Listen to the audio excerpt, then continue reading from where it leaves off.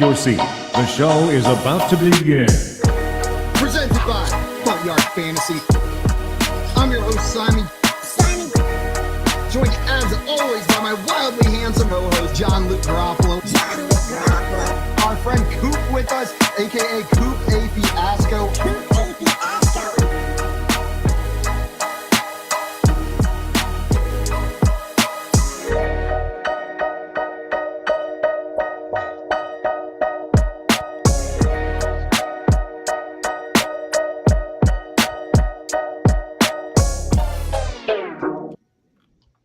Good morning, everyone, and welcome into the Front Yard Fantasy Morning Show here on Bettor Sports Network. I'm your host, Simon. As that beautiful song said, joined, as always, by my co-hosts, John Luke Garofalo and Andrew Cooper. What's up, boys? What's up? Good morning. Did you guys have a good weekend? It was a really good weekend. Really good weekend. Nice. Man, nice. It was a nice weekend. Well, Coop, I mean, nice is great, but I want to hear about the really good one first. Yeah, well, we can go to that one first. Anything that made it really good? Anything in particular that just pushed it over the top, or just a really good weekend? Well, my brother got married on Friday, that's so pretty that good. was pretty fun. Went to the wedding and celebrated, hung out with my family, talked some sports with my nephews, nieces. What kind of dance moves you pull? What's your go-to dance move? Low-key dancing. There wasn't much dancing because it was a smaller wedding. So you weren't out there like doing the worm, rolling the dice? No, but they did play "This Is How We Do It," which I thought was a funny song to play at the wedding, and I was dancing to that one as I was walking around. All right, This dude. is how we do it. There you go. Drink in hand, pumping them up. All right. Bumping them up. Got to do. Tommy in the chat saying definitely the sprinkler. Yeah, you got to mix in some sprinkler. Get a little sprinkler in there.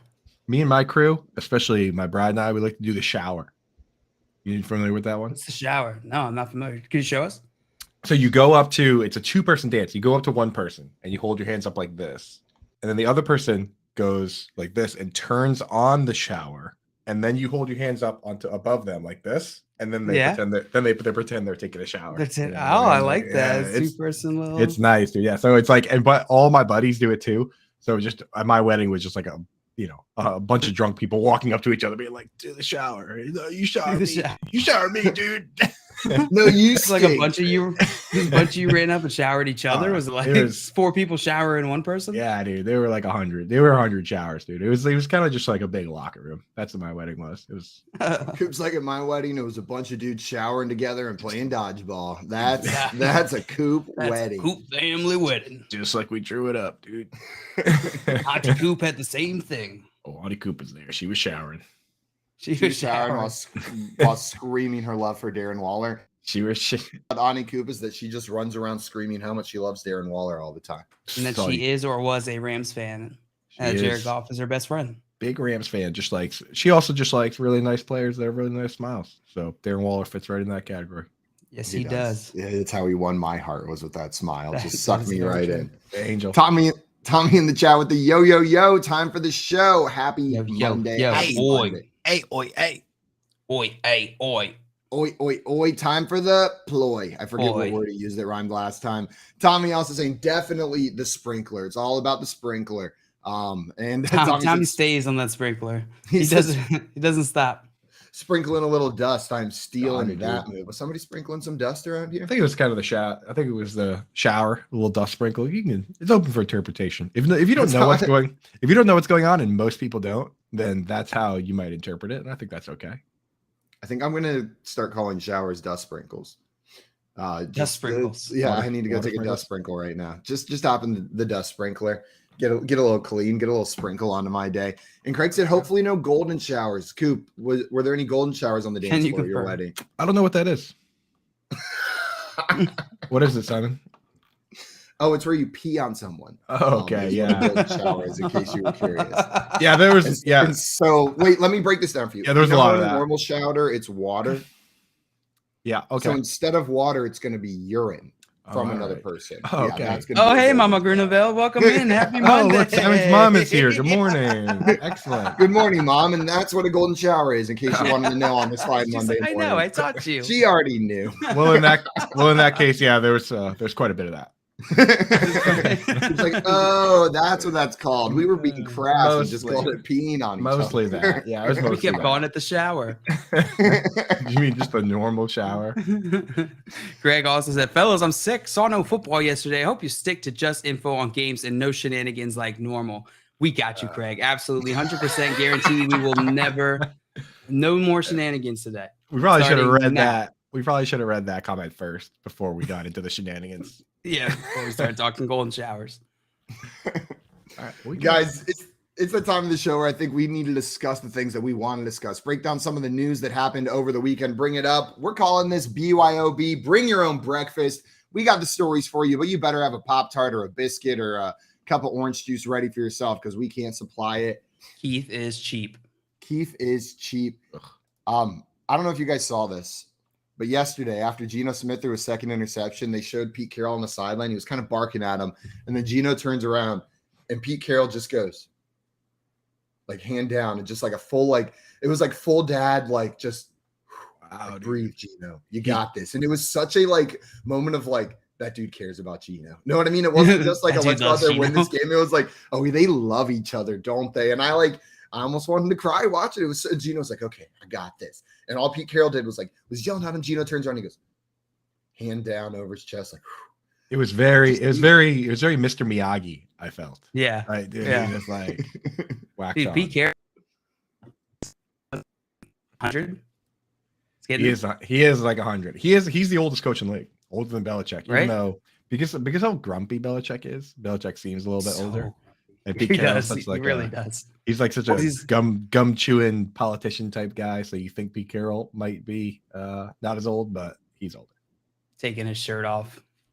Pete Carroll coached the Patriots before Belichick. That was the last coach they had before Belichick. I legitimately expected his age to be 90 when I looked, and then I realized that's probably not fair. I don't know that that's fair. He's 71. Pete Carroll didn't say Carroll is the youngest octogenarian in the league. Yeah. Yeah, no, I don't know what his key is to looking a little bit younger, but Pete Carroll doesn't look 71. He looks like a politician from Massachusetts that should live on like Martha's Vineyard. Does he not? Though he's got like that vibe. Like he's not a Kennedy, but he's like a cousin of one. It looks like if I saw Mitt Romney at dinner, Pete Carroll's the guy sitting next to him. Right. You know what I mean? Like he's just at dinner with Romney and it fits in place. Like they're in the same reading club, sitting down at that table. Yeah, exactly, dude. I can't not picture him now in like a politician suit, just like smoozing and boozing.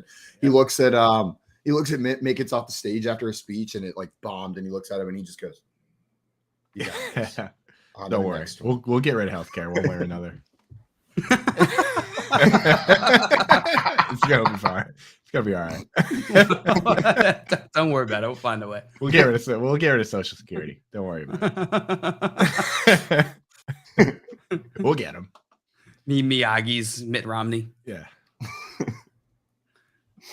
That's hilarious, man. Breece Hall got injured this weekend, guys. Did you end up seeing that tackle? I think Breece Hall's got a torn ACL. Did they confirm that? That was the rumor. Oh, yeah, I don't know if they confirmed it. Did they? No, I saw from Rich Robert Sabini, Saleh like last night saying that it didn't look good and they suspect an ACL, but I haven't seen any update this morning. Let me Robert ask you this Saleh question. says the team believes Breece Hall suffered an ACL injury. I cannot remember. Usually means he does. I was gonna say I cannot remember one time where they were like, "We think he tore his ACL," and then they were just like, "Just kidding." Like, yeah, the team won't say that if they're not like pretty sure. It's almost always the case. So unfortunately, that's rough. I had a kid on Reddit ask me if he should do a trade. He was like, "Should I trade Kyle Pitts for George Kittle?" And I was like, "Well, yeah." I was like, "If you can get away with it without like hurting your starting lineup, like trading away somebody that you're not using on your bench." And the trade ended up being he gives away Kyle Pitts and Michael Gallup, and he gets George Kittle and Michael Carter. So that dude, and the trade went through before the week. So he gave away a dude that had 9 yards and 0 yards, and he got back a dude that had 80 yards and a touchdown and the new RB1 for the Jets. So that Yeah, trade that worked out pretty trade well. worked out pretty well for that kid, I'd Yeah. say. He came back to me. He's like, "Thanks, dude. You're the man." I'm like, "Dude, I didn't make all that happen." I didn't do all. I'm not a magician. Can't take much credit for the Brees Hall injury or for Michael Carter getting Michael Gallup getting 0 points. Like I can't take all that credit. But hey, George Kittle, the Pitts for Kittle move, that was, you can give me credit for that one. No, the Brees Hall injury though, like I feel like it was extra difficult to watch because he's a young player that everyone's just now getting excited about. It feels like this is the week where everybody was bought in. Know what I mean? Where like the conversation shifted from, is this dude an every week start, to, is this dude a top 5 running back rest of season? Know what I mean? Like that's the conversations we were having about him. And then he goes out there, rips off like a 70-yard touchdown run. So everyone's hyped to the planet, like about this guy. You know the common phrase, hyped to the planet. Everyone was that hyped I all kind the of want to way, get that going. all the way to the planet. All the way to the planet. I know I watched him run that in and I was like, God, he's so good, man. He's so good. He's so good. And then he goes down like, man, that's one of those ones that just like rips your heart out and golden showers all over it. Like it was just awful. Why couldn't it have been anyone else? I feel like you're right, dude. It Like, doesn't have to, this isn't like a game where like, no, let's list players we would have preferred. Let's start the show by listing players that we preferred to get hurt to Brees Hall. Coop views this is like Montez predestination. perfect. Like this weekend, the NFL gods demanded 2 ACLs. It didn't matter who they came from. I don't think that's how it works. At least I hope. It might be how it works. I think it actually But might be. if that is how it works, and we have to choose, let's do this. Let's go through this exercise. no, Absolutely which- not. I will not which name a two player that are I we wish an choosing? ACL upon. No way in hell. am I doing Not that we wish an ACL upon, but if we had to choose, who would it be? Is there anybody that's been like convicted of like a hate crime at any point? Tyler Higbee. That's the route I'm Tyler going. Higbee, I guess. Yeah, I'll co-sign on that one. But again, I wish, even amongst my worst enemies, I don't wish a torn ACL or personal injury. It's their livelihood at stake. I and do. People can put stuff behind them. But Brees Hall, man, God, I hope he gets better. I hope it's not a season-ending injury, but if it is, looking forward to next year, man. Hopefully he can get back on the field early into the season next year and just continue killing it. I see Josh Pope in the chat said, fellas, what up, Josh? He said, up, do we officially know Brees tore his ACL, or could it be?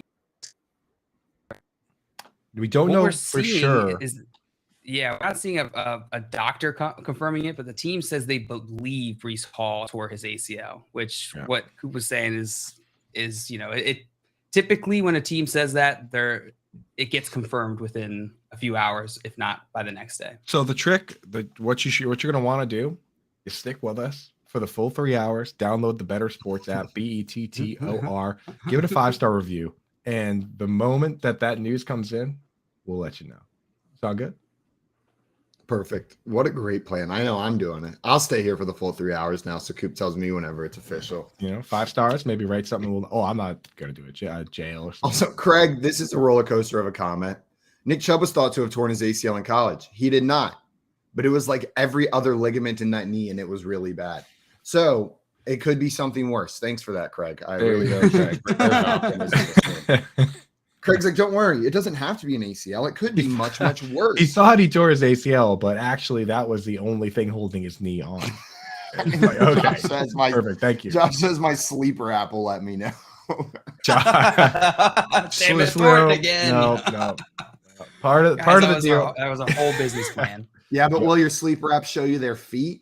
Because I will, if that's what you want, Josh. I'll put both my puppies up on the screen if that'll keep you here instead. Get them up. Get them up. Yeah, that wasn't the only big injury yesterday. Like, to be honest, like this offseason especially, I feel like we were blessed a little bit injury wise. That the past few years we lose guys in the offseason for the whole year. I mean, we lost the entire Ravens backfield last year, but this week we saw guys and the extent of the injuries to aren't known 100%, but we saw DK Metcalf got hurt, Amon-Ra St. Brown got hurt, Mike Williams, Alan Lazard, Russell Gage, Nico Collins, David Njoku, Chuba Hubbard, Mike Boone, Ryan Tannehill. All those guys left the game yesterday. Corey Davis. Yeah. Corey Davis left. Russell Gage.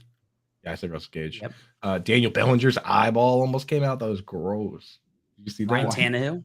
I No. missed that. Oh, His no. eyeball almost popped. Gross. Bellinger got hit in the eye, and like there was like blood everywhere. He had to go and have like surgery, but they say he's gonna be okay. Like they said that they don't think he lost his vision, but he got hit in the eye real hard. They don't think he lost his vision. Yeah, That's crazy. you could see the blood coming out of his eyeball.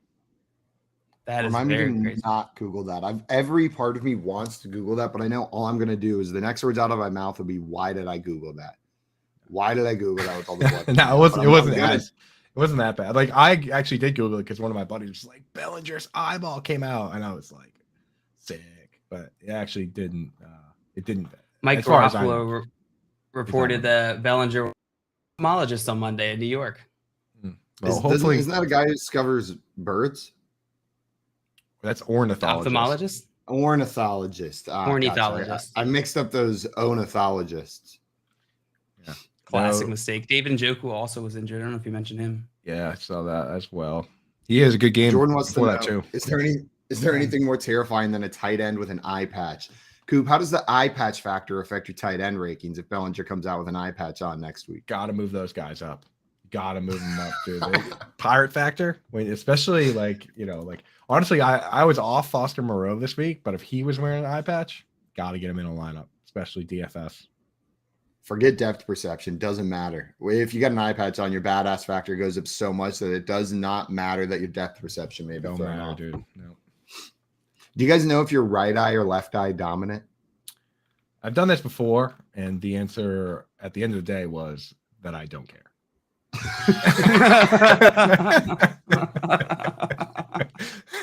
That's that fair. helps. Yeah, How do you thanks. tell? I think You I'm put right. your finger out in front of you and you put it in front of an object, and whenever you close one of your eyes, it's no longer going to be in front of that object. Whenever you close the other eye, it will be in front of that object still. Now Whichever remember. eye is open, whenever it doesn't move, is the eye that you're dominant with, because that one is going to dominate like the location of objects in your vision. Doesn't it matter which hand doing- you use though? doing that Did you really- use No, your right because or your left hand? hand. Nope, because your hand, like whatever it is over, whenever both your eyes are open, it doesn't matter where that object is, because whenever you close your non-dominant eye, it's going to move off center from that object. So yeah, doing that Off center just for both of now mine. really it reminds me how little it matters. I care. And if you are right eye dominant in the chat, smash that fun button. And if you're left eye dominant, get out of here. Hey, I'm left eye dominant. It was my problem. I took an archery class in college, and for the first 2 classes, we did not touch a bow and arrow. We had like a 40-minute lesson on dominant eyes, and then they gave us a piece of string that they wanted us to put tension in and pretend like we were shooting a bow and arrow.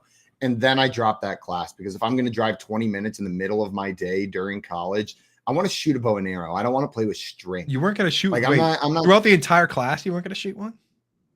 I'm sure we were, but like it was 2-3 hour classes. I'm not just sitting around there like 6 hours before they put a bow and arrow in my hand. At the Renaissance Fair this weekend, I gave them $5 and they just handed me 8 arrows and said, "Go wild." Okay. You know what I mean? Like they just said, "Go ahead." Like, But you there's a didn't know how bunch to of do other it. people You here. dropped out. Oh, I got a sticker and everything. You wouldn't believe it, Coop. I hit the bullseye 1 time out of 8. I don't believe it. So it went a lot better Pretty than impressive. your bowling date with a bowling It major. did go better than my bowling. Tommy, in the same way, we know how bowling turned out. You should be careful, Simon. Yeah. Exactly. Yeah, honestly, it wasn't the most dangerous thing I did this weekend either. There was another place where I could give them $5 and they gave me 6 throwing knives to try to throw into a target. And I'm standing with a bunch of other people. We've all got throwing knives in our hand. That was much harder. Didn't you also play Demolition Derby this weekend? yeah, I lost. I lost in Demolition Derby this weekend. They got me pretty good. That one cost more than $5 though. It's not the best bargain at the Renaissance Festival. No, it's not. I Glad see to hear Josh glad to asking, hear what's you're the okay. word on James Robinson injury? The latest, I mean, we haven't gotten a ton of news. Doug Peterson after the game said that he's not sure. Like they're just waiting kind of until James Robinson is back to 100% before working him in, and that Travis Etienne has been, adequate enough essentially. They don't need to rush James Robinson back, but nothing firm on his injury yet. What's your guys' take on the whole James Robinson situation? Kind of pours a little cold water on the Travis Etienne breakout that James Robinson missed a little time there. But if he does miss extensive time, maybe it's wheels up, right? But I think tomorrow, once this information clarifies for all of us, it's going to make for a very interesting waiver wire bracket tomorrow for the boys, right? There's some names up in there. So this is a big week for waiver wire. Yeah. Honestly, I think maybe I'm a little bit more optimistic that ETN has like wrestled control of this job regardless of the injury. ETN looks great out there. Like he just looks like a phenomenal football player. He looks better than James Robinson. So let's go. I think even if James Robinson's fully healthy, he'll get more carries than 0, which is what he got this week. But it's going to be primarily Travis Etienne's backfield in my mind. When Travis Etienne season. When Travis Etienne scored, did you guys storm the field like a bunch of Clemson fans when you were double-digit favorites? Absolutely. Pulled my pants down and said, "I told you so" to the entire world. Flip the coffee table. Yeah. I almost fell for it, Coop. I almost fell for the Clemson bait. That is the classic Clemson bait to dangle in front of them. Say they storm the field after, like, I almost fell for it. I almost was like, we do not storm. And then I was like, no, he's messing with you, Simon. He's just trying to get a Clemson reaction. Almost, we got there. Dude. How'd you guys feel about that though? The Clemson storming the field, 14.5 point favorites. So I will say, this is where the bait comes in. Yeah. There is a tradition, for those of you unfamiliar, at the end of every game, Clemson students and fans and players meet on the paw in the center of the field to sing the alma mater. So if you're not used to watching Clemson in primetime, it doesn't matter if it's a noon game against the Citadel and we're 40-point favorites. It doesn't matter if we lose to the number 1 team in the country at home by 30. You will see Clemson fans jumping out of the stadium to meet at the paw in the center of the field to sing the alma mater together. Now, don't get me wrong. Some games have more of a storm the field vibe. Yeah. Like some games you are rushing out there, but it is tradition after every game to meet out there and sing. Even if you lose? Even if you lose, win or lose, meet at the paw, sing the alma mater together. Is there like a sad version? When you lose, is there like a really sad, slower version? No. Where the tigers play. Everyone's just crying. Hear the sons of. Let's sing the whole alma mater together. It sounds, when you sing it slow like that, it kind of sounds like one of those like Game of Thrones things, dude. You know, like the. I'm now imagining really like a horror movie like intro sequence where like it's just that song being like mumbled by like a cult, like the Clemson fan base. There's now like a Clemson cult, like. And then you just hear them like whispering it behind you as they walk up. Said that I should bow so low. Like it was like Greg said meet at the paw sounds like instructions on a treasure hunt. It is, and the treasure is your family, the Clemson family. Jay, you're saying good morning. What's up, Jay? Good morning, Jay. Glad to have you in here, my friend. Hello, Jay. Jimmy said Sarah McLachlan sings a song when they lose. In the arms of a tiger. A bunch of puppies storm the field. Those commercials are brutal. They are brutal. There's a couple commercials that'll make you cry, but those are near the top of the list. Those commercials, that one gets you every single time. Those commercials time. are single-handedly creating cat ladies. Like no question about it. For only $1 a day, you can save every kid on planet Earth. And more. Guys, yesterday, did you see Juju Smith-Schuster is quoted that when asked about the chemistry between him and Patrick Mahomes and this offense this week, he said playing Call of Duty Warzone with Patrick Mahomes, Travis Kelce, and MVS on Friday, they won 3 games in a row. He says that is what the difference was in their chemistry today.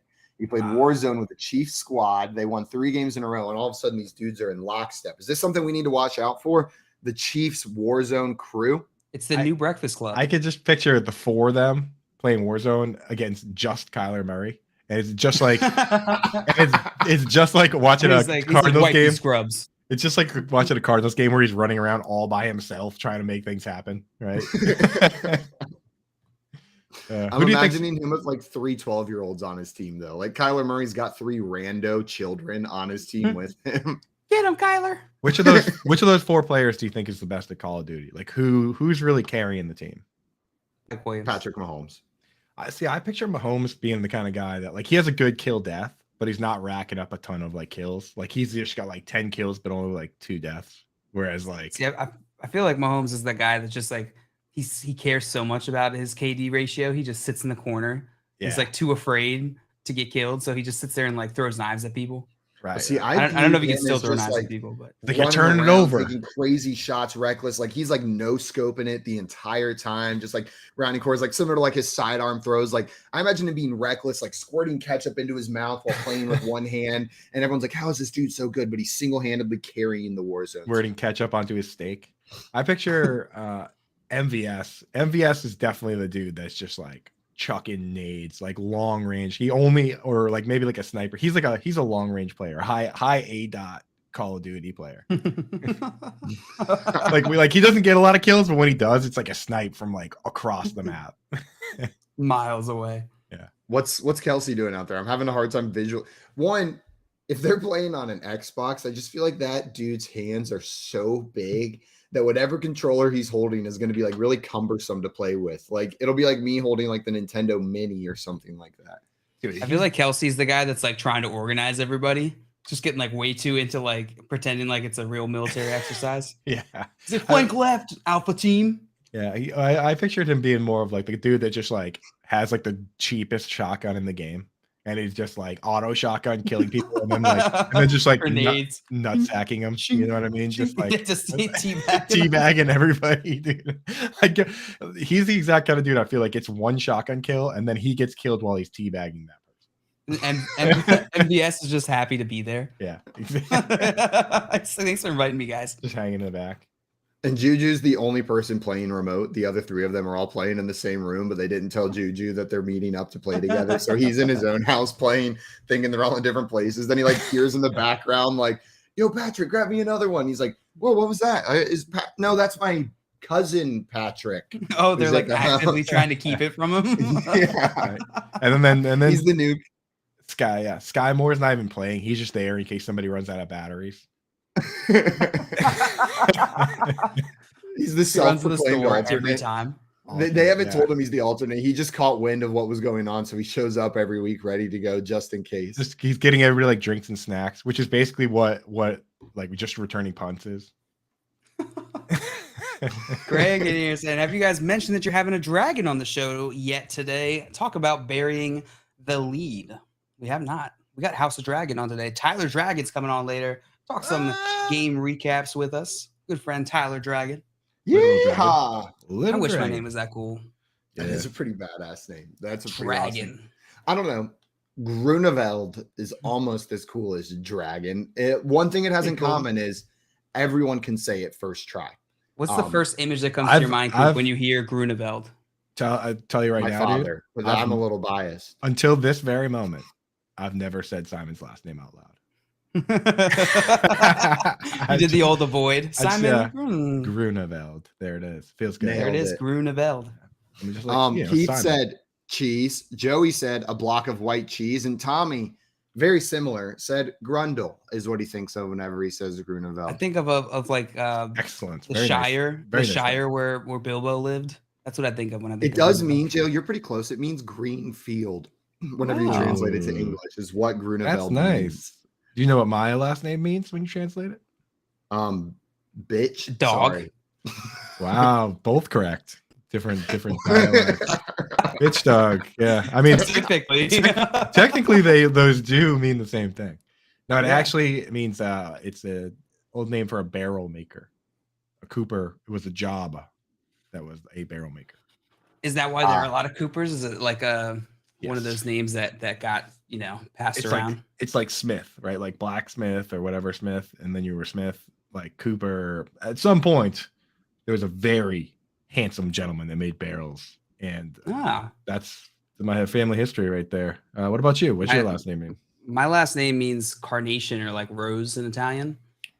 I remember in elementary school, my music teacher was Italian, and she lost her absolute mind over the fact that there was a kid in my class named Tony Flowers, and that both of our last name was Flowers. She'd mention it every day, and I was like, I get it.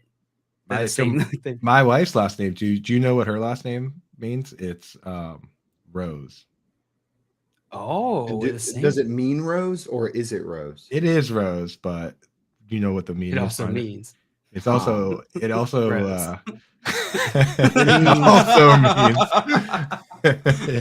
it also means Garofalo. I don't know why, or but that- carnation. Incarnation. Oh, That question made me think of one of the most infuriating conversations I ever had. It was on day one of my intro to logic philosophy class. Like I'm sitting. Did you in take there. any real classes? Like, did you have any math classes? I got a freaking electrical engineering degree. I took so many math classes. He's An doing absurd amount of math bowling and classes. archery and philosophy My and my degree is singing. literally just mathematics. But in this class, he asked chanting. us. He said, "What is the essence of a table?" Like you were saying, like what is a row? Like what is the definition of rows? And we were like, well, it has 4 legs. He was like, well, this doesn't have 4 legs. Is this a table? We were like, well, yeah, that is a table. He goes, okay, well, that's not the essence of a table then. Like, does it require utility? Like, what makes a table a table? At what point can you look at something and say, that's a table? And you know what the answer was? The answer was, there is no answer. This is philosophy, you dumbass. Like that was how the conversation ended. And that's when you dropped that class too. No, that's when I said, I love this. And I took 10 more philosophy classes because it was that was refreshing for them to say, like, you don't know the answer? Neither do I. Instead of the engineering professor. And that's okay. Like, you're an idiot. The engineering professors were like, you made a mistake on step 3 of this 370 step process, so everything is wrong. The whole thing is wrong. Nothing you can do to fix it either. Right.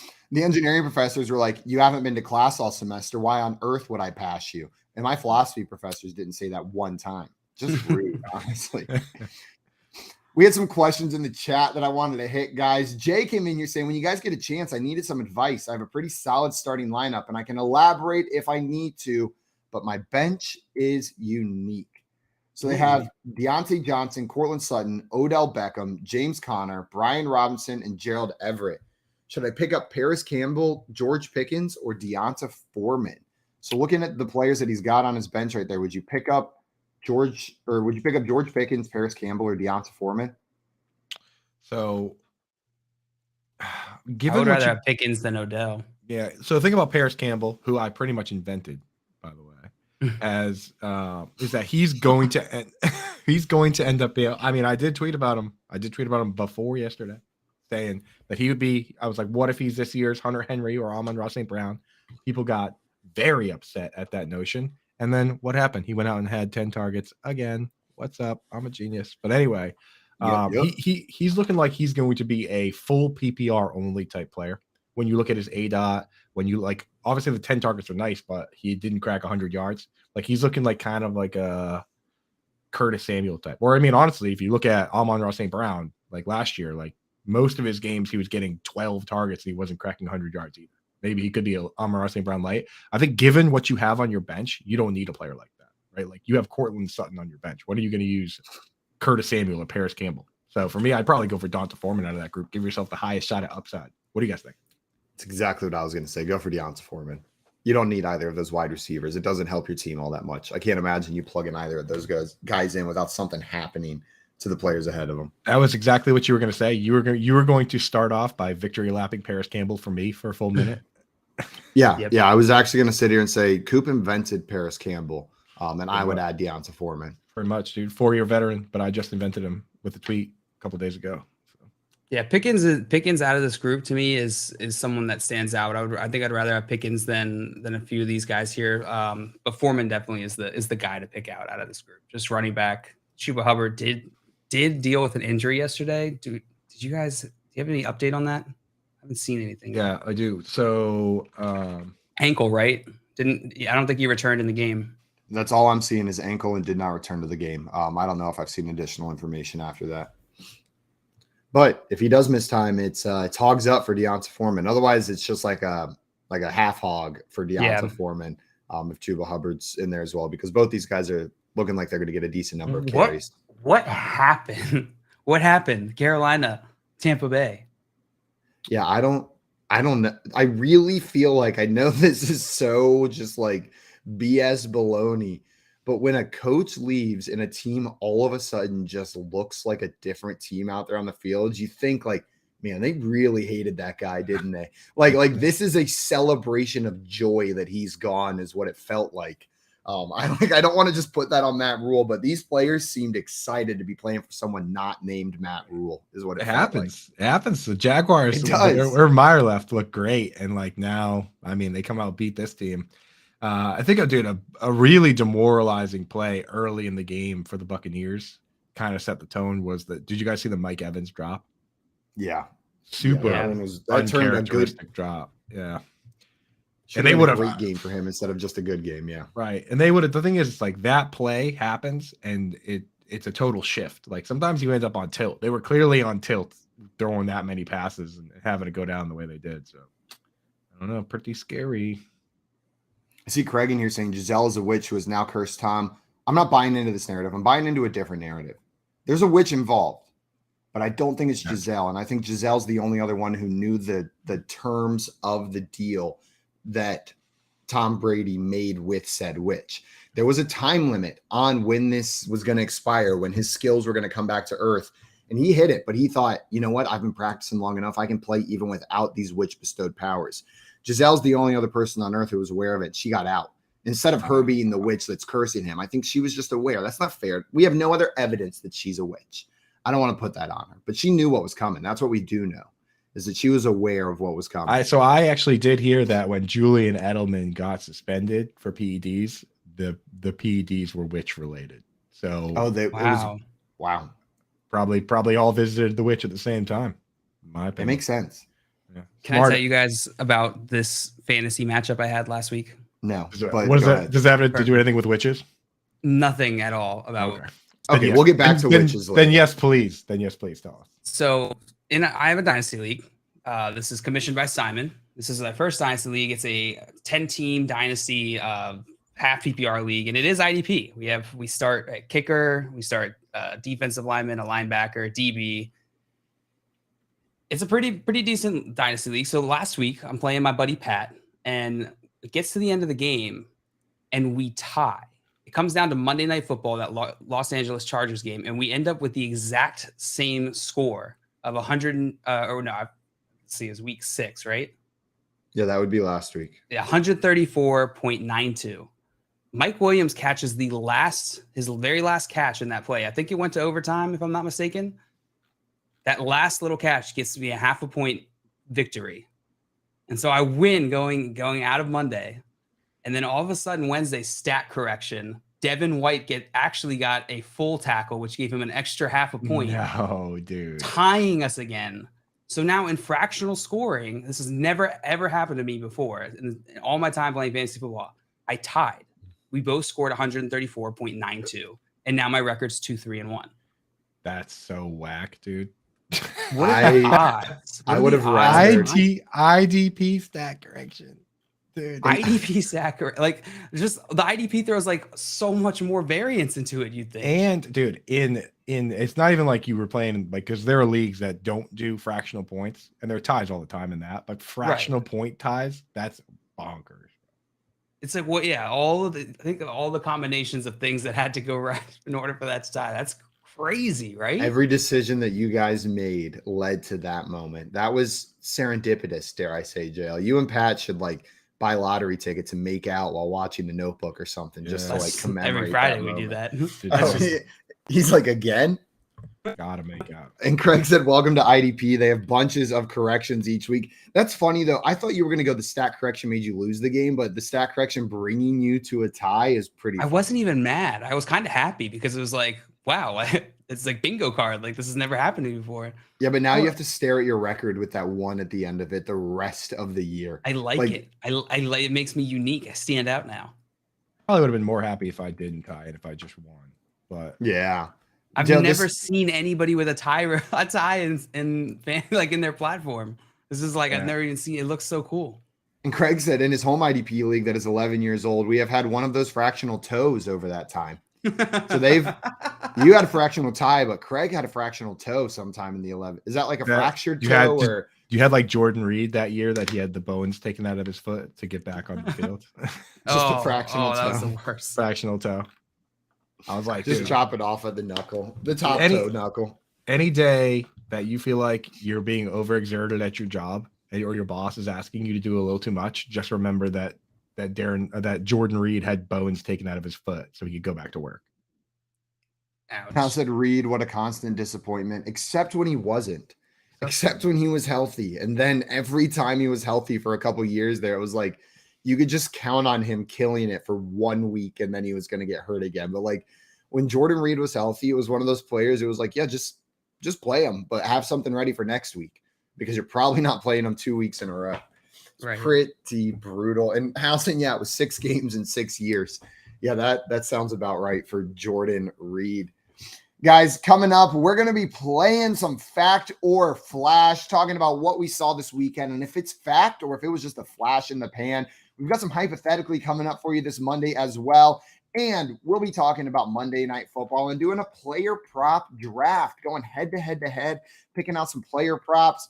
And then we'll talk about this weekend's games with our friend Tyler Dragon, who's going to be joining the show a little bit later today as well. You're listening to the Front Yard Fantasy Morning Show here on Bettor Sports Network.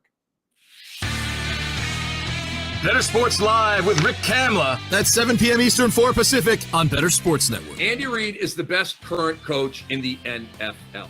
He's better than Belichick. Belichick has lost his way. He's better than Tomlin. He's better than Harbaugh. He's better than Shanahan. He's better than McCarthy down in Dallas. He's better than all of the gangster NFL coaches right now. Sean McDermott up in Buffalo, he's better than all these guys. Andy Reid is the greatest gangster that we have at head coach in the NFL right now. And I understand that you're saying, well, Belichick is the GOAT, Cam. How can that be true? Now you're bringing up old stuff. Bill Belichick can't draft anymore, okay? Talk to me. Nick Chubb, Sony Michel. Talk to me. DK Metcalf, Debo Samuel versus N'Keal Harry. Okay, talk to me. This dude has lost his way. Remember the year when he should have bottomed out and just tanked, but he couldn't, and he went and got Cam Newton, and they were a mediocre team, right? He's lost his way. And not that he can't coach up a good defense and that kind of thing, but overall, he's lost his way. Andy Reid's an absolute badass. They draft great. He's a great coach, makes the right decisions, when to go for it, when to kick, when to punt. The guy's the man. The Playbook with Fensty and Ronis, presented by FantasyAlarm.com. I hate the stupid unsportsmanlike conduct. As long as you're not disrespectful to the opponent, you should be allowed to celebrate. How I used to say it, and to bring up, because now basketball's starting to bring up. Oh, dude, it's even worse than basketball, isn't it? So Dikembe Mutombo used to get teed up in the 2000s. In the 90s, they didn't give a crap. 2000s, though, when they tightened up the rules, they used to tee him up more when he did the Dikembe finger wag. But they wouldn't tee him up if he did it to the crowd instead of looking at, like, Eton Thomas, like one time I remember, and doing it right to him, or when his back was turned, doing it right to him. If he did it to the crowd, they would never call it. And so that makes me wonder if these players, while, yeah, they want to talk a little smack, maybe they should flex towards the crowd than at the player who they're standing over. I guess. I know it's soft, man. It is soft. Because you know what? Like we're gonna give 15 yards for that, bro. They think that, you want to know why? They're paranoid. They think that's gonna turn into a fight.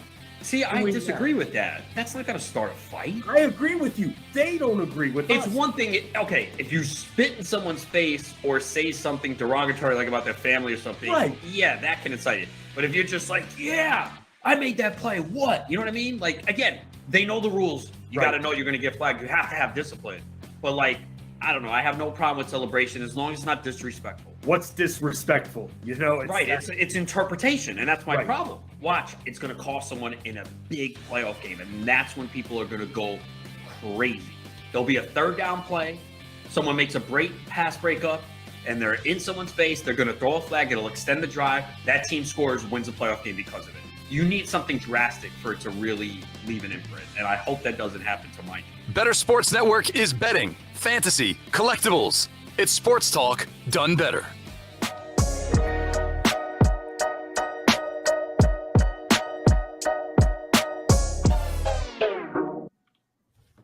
Welcome back in, everyone, to the Front Yard Fantasy Morning Show here on Bettor Sports Network.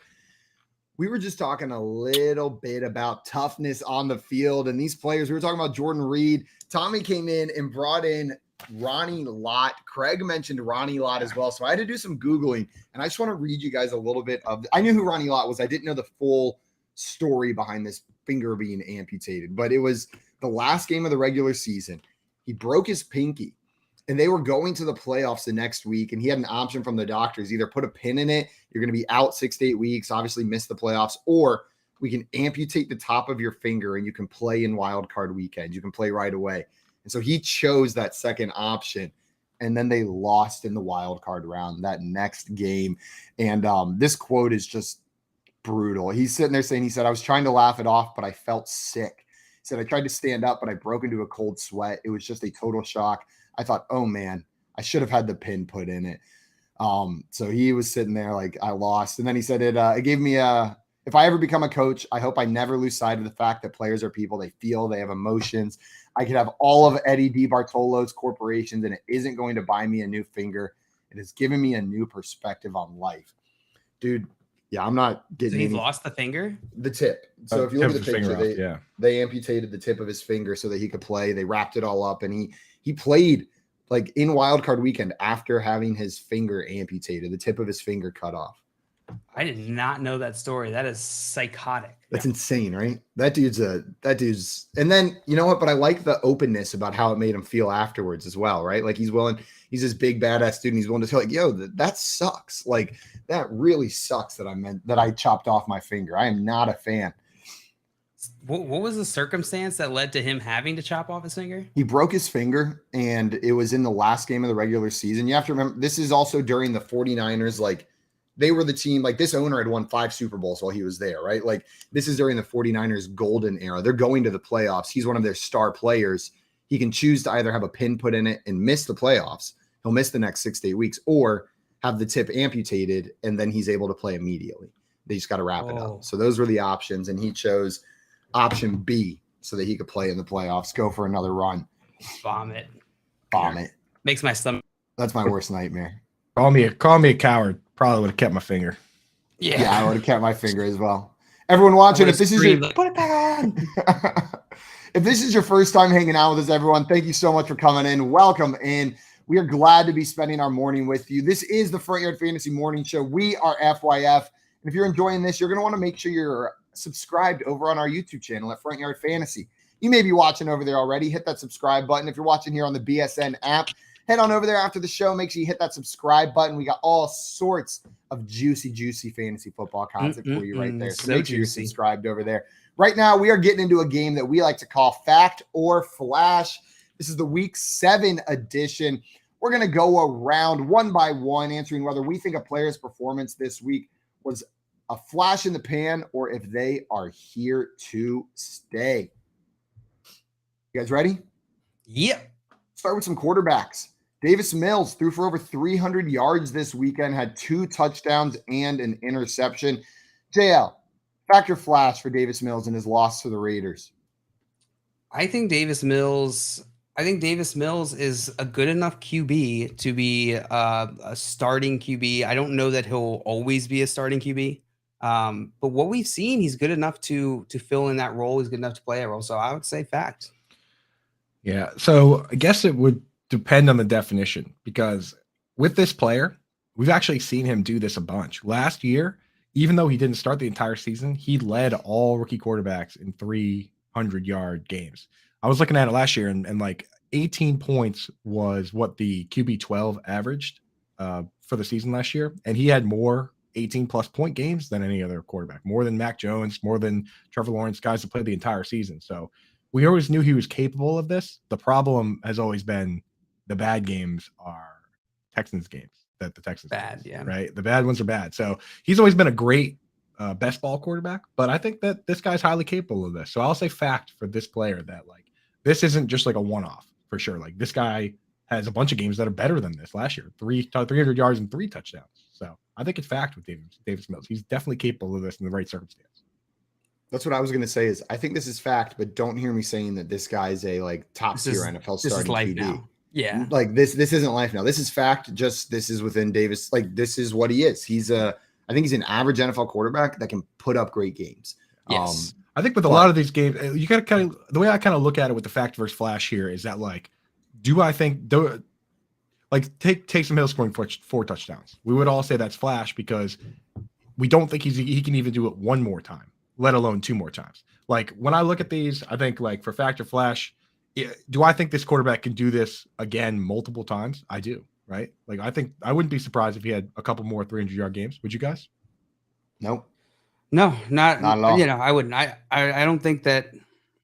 The more I'm thinking about it, the more I'm like, maybe I'm on the other side of this, just because like I do think this is probably around like where this is like ideal case most of the time. I for guess Davis Mills. we gotta define what I'm getting at is we kind of got to define this, because if you look at a lot of these and you say like for a lot of these players, this probably could be their best game. You know what I mean? So I think, how are we defining this? Like, do we? So think I guess looking at this, Davis Mills was the QB5 this week, pending tonight's game. Like he was a top 5 quarterback. Looking at that, like being that level of QB, that's a flash. He is not a top 5 fantasy quarterback, right? Like he can be good. This game is not indicative of how he's going to finish the end of the year. So Coop, I like you reframing it right there. I'm going to take back what I said. It's a flash, and all of my reasoning stays the same. Like he's capable of this, but this isn't who he is. Yeah. So like, I'm with you. Our definition of flash changes. all right. So I guess for fantasy purposes, like if we assume a 1 QB league, then he would definitely be a flash, because we're not sitting here and saying, oh, it's a fact, this guy's a QB1 now. Even if not QB5, I wouldn't even say QB12. So in that case, let's put him in the. He's not going to throw that much every game, right? This is the most he's thrown in any game. Yeah, flash, boom. We'll get out of here, Davis. Get out of here. We'll define it that way. Trying to make your way into the like, fact section. Yeah, you don't belong there. Run along. My favorite part about this game is even when we're like mean, we pick the mean option for a player, we're still calling them flash. You know what I mean? Like that's a pretty badass thing to be insulted with. Like, oh, Davis Mills, flash. Like if they're listening out of context, they could think we're just calling them really fast. Really fast. Like that dude. And tell you what, we even said like, hey, sometimes the dude flashes and we say it'll never happen again. With this guy, we say, hey, it might happen again. Just not enough. Davis Mills is going to flash us a couple more times this year. Yeah, just on national television. Expect a good old fashioned Davis Mills flash. Hogs up and out. Hogs up and out.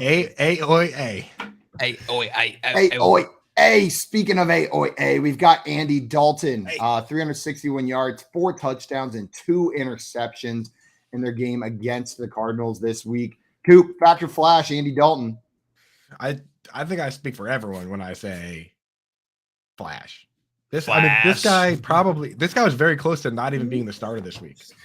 Right? It was like it felt like going into this game, it felt like an eeny, meeny, miny, mo between like him and Jameis Winston, whether they were gonna bring him back or not. So for me, I'm not even sure this guy continues to be the starter. I mean, after this week, he almost has to, but Jameis is right there ready to go. It's gonna happen at some point. So flash. I'm not adding him in any format. I have a super flex league where he's on waivers. I feel like Andy Dalton's got some fiery nipples. No question. Just like full red hair. Just down all the way to his like waistline. Hey, do you think he gels them? Like you like spikes them up a little bit? Absolutely he gels them. Sometimes he braids them.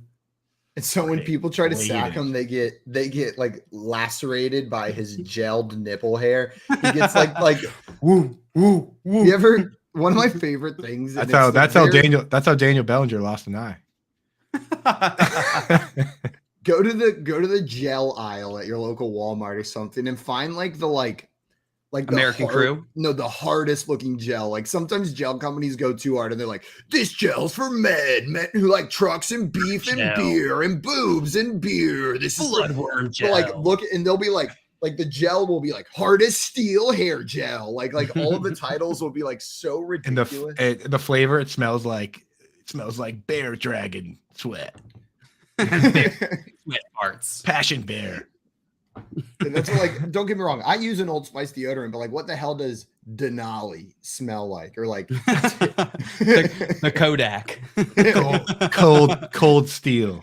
Like that's Everglades ash. Like they just all those sound appealing to me as a obsidian. Man. As a man, all that sounds appealing. I'm like, yeah. What does obsidian smell like? Dude. It sounds fresh. It sounds crisp, right? Sounds so crisp. Yeah. I feel like people always like make fun of girls. They're like, you'll buy anything if it says like activated charcoal in it or something like that. But like, I'm the same way. If I like go in the aisle and it says like leather and sandalwood, it's coming home with me. Right, like it is a scented object that is going to be on. We're susceptible to the same things. You know what I mean? It's we make fun of all their products, and then it's like dude can't need mustache wax. Like, Oh man, this is like one of my favorite rabbit holes to go down. It's also like whenever there's like diaper bags specifically targeted for men, like real men don't carry unbranded diaper bags. You must have a camouflage military grade diaper bag if you're a man. yeah, real man. So Andy Dalton. Oh, So Andy Flash, Dalton, I believe, is fire. what we were saying. Yes, I think we all went Flash on this one. We know what he is, the old red riffle. The old red riffle. Red Let's move on to some running backs. Dale, we're gonna start with you on this one. Deonta Foreman, we talked a little bit about him already. He had 15 carries, 118 yards this week, coming in at RB12 with 14.5 standard points. Let's see what he had in PPR. He was the RB16 in PPR with 16.5 PPR fantasy points. Factor flash for Mr. Foreman. This is fact for me. This is fact. Deonta Foreman is taking over for Christian McCaffrey, which is, apart from some of the other names in this list who just kind of had a good game. It's a much easier case to make for Deonta Foreman because his situation changed fundamentally.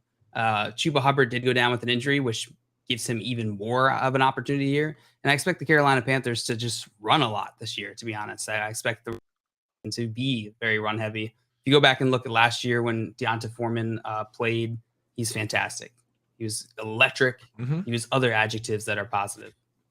So yeah, Warning. fact for me. Insert synonyms here. Insert synonym. But the thing is about this year that, so I think fact that he's got a gig in this league, but when you go through all the teams, there's not a lot of teams. So in some years you look at teams and like the bad teams especially, and there isn't a fantasy viable running back on the team at all. Like you clearly look at it and you say the best case for a running back on this team is like an RB3. A lot of the bad teams actually have pretty good running backs this year. So, there's about 30 or so guys that are starting caliber. So to put Deonta Foreman in the RB2 range is kind of tough. You know what I mean? Like when you go and you look at like even the Texans have a viable starting running back. Like, would you rather have Dameon Pierce or Deonta Foreman? Dameon Pierce, without a doubt in my mind. Right. Would you rather have Travis Etienne or Deonta Foreman? Travis Etienne. Would you rather have DeAndre Swift or Deonta Foreman? Michael Carter. DeAndre Swift. What about Michael Carter if Breece Hall is out rest of season? Michael Carter or Deonta Foreman? Definitely Michael Carter. They have a much better Michael Carter for me as well. Yeah. So like, would you have? Here's one. Would you rather have Brian Robinson or Deonta Foreman? Now we're that getting is juicy. where it gets interesting. I think maybe that's where I go Foreman just because of the presence of Gibson and McKissick. And like it feels like there's a little bit more competition for touches. There's more ways the team could go, especially if Chuba's out. Like yesterday. There aren't that many places where the Panthers could go with the ball. And the right? Panthers Like aren't going to Foreman or have. bust. The thing is, I think this is a bit of. I have to go. And I was the one saying go and add this guy, but I think this is to flash to a certain degree because I don't think this team's going to have a lot of positive game scripts. Like this week was your classic any given Sunday game. I think for the most part the Panthers are going to get beat by a lot of teams. So yeah, I'm with you.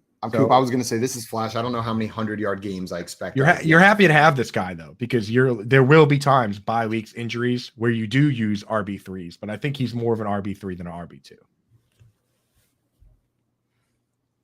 Jay, what about you? Did you say I'm flash?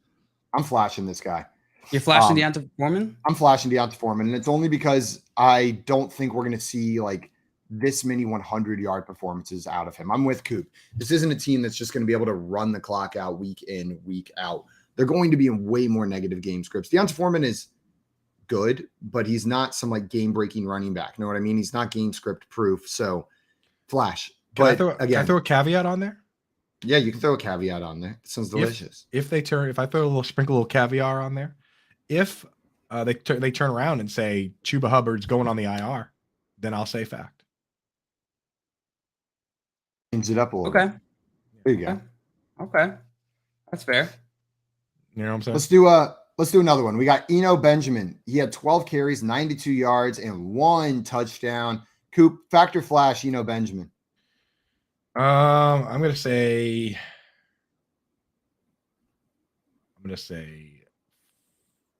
flash. I'll say flash here because Cardinals played on Thursday. That means they have 10 days until their next game. I bet you James Conner comes back and plays, in which case Eno Benjamin goes back to being just kind of like a guy that plays on some sporadic pass downs. James Conner is just too good at finding the end zone for them to not use him in those situations. So I got to go flash on Eno. Flash on Eno. Jail, what about you? He looked much better in this game. I will say he did.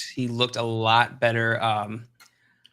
This one's a little tricky because I think my answer depends on James Conner. Depends on James Conner's injury. I think he's fact until James Conner comes back, and then I think he'll be flash. He'll be back to flash. Well, the good news for you, JL, is that James Conner has a rib injury, which is one of the least possible to predict when they return. So it makes our job very difficult. The rib injuries of unknown extent. Then I will say flash. Yeah, it's just like I don't. Just I'll hedge my bet. You get a rib injury. Say flash. That's how it works this league. You get a rib injury, and then you're like ready to come back the entire season until you don't, or you come back for your life. You come back for one game, and you're like, no, that hurt. Or you're Justin Herbert looking like a different quarterback out there every single week with his rib injury. It's true. Simon, did you say, or you said flash for Deonta Foreman? Did you say flash? With a caveat is what Coop said. I said flash with a caveat, which is that if Chuba Hubbard is actually hurt, then I say fact. And this is a guy, that's not splitting in the backfield in a bad team. But for now he is. Don't like it. Okay. And then we're all flash for Eno Benjamin. Gus Edwards, 16 carries, 66 yards, 2 touchdowns. JL, factor flash for the Gus bus. Oh, the Gus bus. He does this every time. This is flash. Flash for Gus bus. I wanted it. I wanted the fact so bad. I know. Tell us why, JL. Do it. I'm going to be wrong. I'm going to be wrong. JL's Ravens fan, so I want to hear him out. They're going to rotate. He got 2 touchdowns. Like he got 16 carries, which is promising. 4.13 yards per carry, which is great. But he's not going to get 2 touchdowns every game. But he got the first carry. He got the first 3 carries. Take away those 2 touchdowns, and he scores like 6 points. Yeah, take 2 touchdowns away from everybody, and they all suck. Can't take 2 touchdowns from my boy Evan Engram though, because he doesn't have any. Won't let you. Can't do it. Yeah. I don't know, man. I think it's fact that he'll be the starter for the time being. But yeah, you're right. They're gonna rotate him with Drake, and J.K. Dobbins will be back, and Lamar Jackson's. J.K. Dobbins was placed on IR, just as a note here. I don't think we mentioned that on the show yet. 4-week fact for Gus Edwards. Boom. Yes. Minimum. You guys convinced that it's going to be the Gus show and not Drake working? Think about people forget about Gus Edwards. Earlier this offseason, I took all the running backs in the league, right? And I sorted by minimum 400 carries, because that would mean that they have to be in the league for at least 2 years, right? Like no one got 400 carries last year. So if you sort by 400 carries, that means they've been in the league for at least 2 years, right? And I looked at yards per carry. Number 1 was Jonathan Taylor. And he was like somewhere like just over the 400 mark. He's been in the league for 2 years. Number 2 was Nick Chubb, right? Like we're talking somewhere around 5.3 yards per carry. Number 3 on the list was Gus Edwards. This dude, Gus bus. Despite, and then after that, it was a tie between Aaron Jones and Miles Sanders. But like this dude, and the craziest part about it is that he gets the short yardage work, which usually those guys have the low yards per carry, because if it's 3rd and 1 and you hand the ball to a 204 Gus Edwards and he gets 2 yards, that's a great play, but it hurts your yards per carry. Not with this guy, dude. 5 yards per carry for his career. So we shouldn't be surprised when he plays well, right? Like the only reason want to see a funny. Oh, go ahead, kid. No, you go ahead. I was like, that's why they paid this guy, and that's why when he came back from injury, no matter how Kenyon Drake played, he was the starting role. He was the big dog. So I think to a certain degree there is some fact to this. Is he going to have 100 yards and 2 touchdowns every week? No, but I think a lot of situations where you lost running backs. Like I have a league where I lost Javonte Williams and DeAndre Swift, and we're happy to have Gus Edwards and Deonta Foreman in that league. So that's right. You bring up a great point about Gus Edwards. Like he is just a good running back. Like whenever I bring up Kenyon Drake, like Gus has proved more in this league than Kenyon Drake has. There's a reason the Ravens went back to him. They paid him a lot of money. You guys want to hear a crazy stat line here? I would love to. Kenyon Drake, 11 attempts for 5 yards, 0.45 yards per carry yesterday. Hot. Gus Edwards averaging 5 yards a carry for his career. Kenyon Drake has 5 yards total on double-digit carries. On the same team, dude. The attempt category be double the yards category. It's not typically what we see. Okay, Almost Coop, never. you're given 11 carries behind the Ravens offensive line in a game. How many yards are you getting? First of all, dude, 0 chance I get anywhere past 3 carries without getting badly injured. At this very moment I have turf toe. So we're talking 1 carry for me. And no, I'm not getting back to line of scrimmage. Like, let's be real. I'm dead. First, I gotta read the play right. Like, no chance, dude. I'm looking for a good place to lie down before I get crushed by a 350-pound lineman. Let's be real. I see a fantasy dog in here saying 10 for 119 is what he's going. Fantasy dog thinks he's hitting 119 yards, averaging 11.9 per carry. My man. He's a dog, dude. Yeah. Me and Tommy are on the same page. -2, dude. I'm taking a knee. Like, I'm taking a knee and I'm walking to the locker room under a hail of booze. And then just happy that I didn't get crushed, dude. These guys are monsters. They are going to save me from getting negative 100 yards because luckily they're much faster than me. So even though I know in my heart immediately I would turn around and run, like as soon as I saw these guys coming at me, they'd catch me relatively quickly, mitigate the damage. Like I'd probably only be able to get like -3 yards per play or something like that before they caught me. Let's hit another one, guys. Also, Fantasy Dog was saying that was Drake last week, not him. 10 for 119. JL, what are you doing? I'm just out there praying I don't butt fumble. You know what I mean? Like that's where I'm at. JL, if you get an NFL carry, do you think you get back to line of scrimmage? Absolutely. Not a doubt in my mind. Not a single doubt in my mind. 15 plus. All which 100% breakaway run rate? Oh, absolutely. I'm gonna break off. I mean, we did see your clip, your film running routes earlier this year, and it's pretty good now. Solid. Guys, let's rapid fire through some of these factor flash here. Just let me know. Factor flash. Raheem Mostert, 79 rush yards, 30 receiving yards, 4 receptions, and a receiving touchdown. Coop, factor flash for Mr. Mostert. Fact. Why wouldn't it be? JL? Fact. I mean, Chase Edmonds, man. It's not the guy. You got triple fact for Raheem Mostert. What about Marquise Goodwin? 22.7 fantasy points, 67 receiving yards, 4 receptions off 5 targets, and 2 touchdowns in that game this weekend. Jail, factor flash. Big old flash. She got that on 5 targets. Yeah, 2 touchdowns on 5 targets. That's pretty wild. Tyler Lockett was hurt coming into the game. DK Metcalf got hurt during the game. Flash. Well, now if DK Metcalf has a serious injury or a lingering issue here, does that change your answer? No caveat? No. This dude. I'm saying flash, but it's a double entendre here because boy, is that dude fast.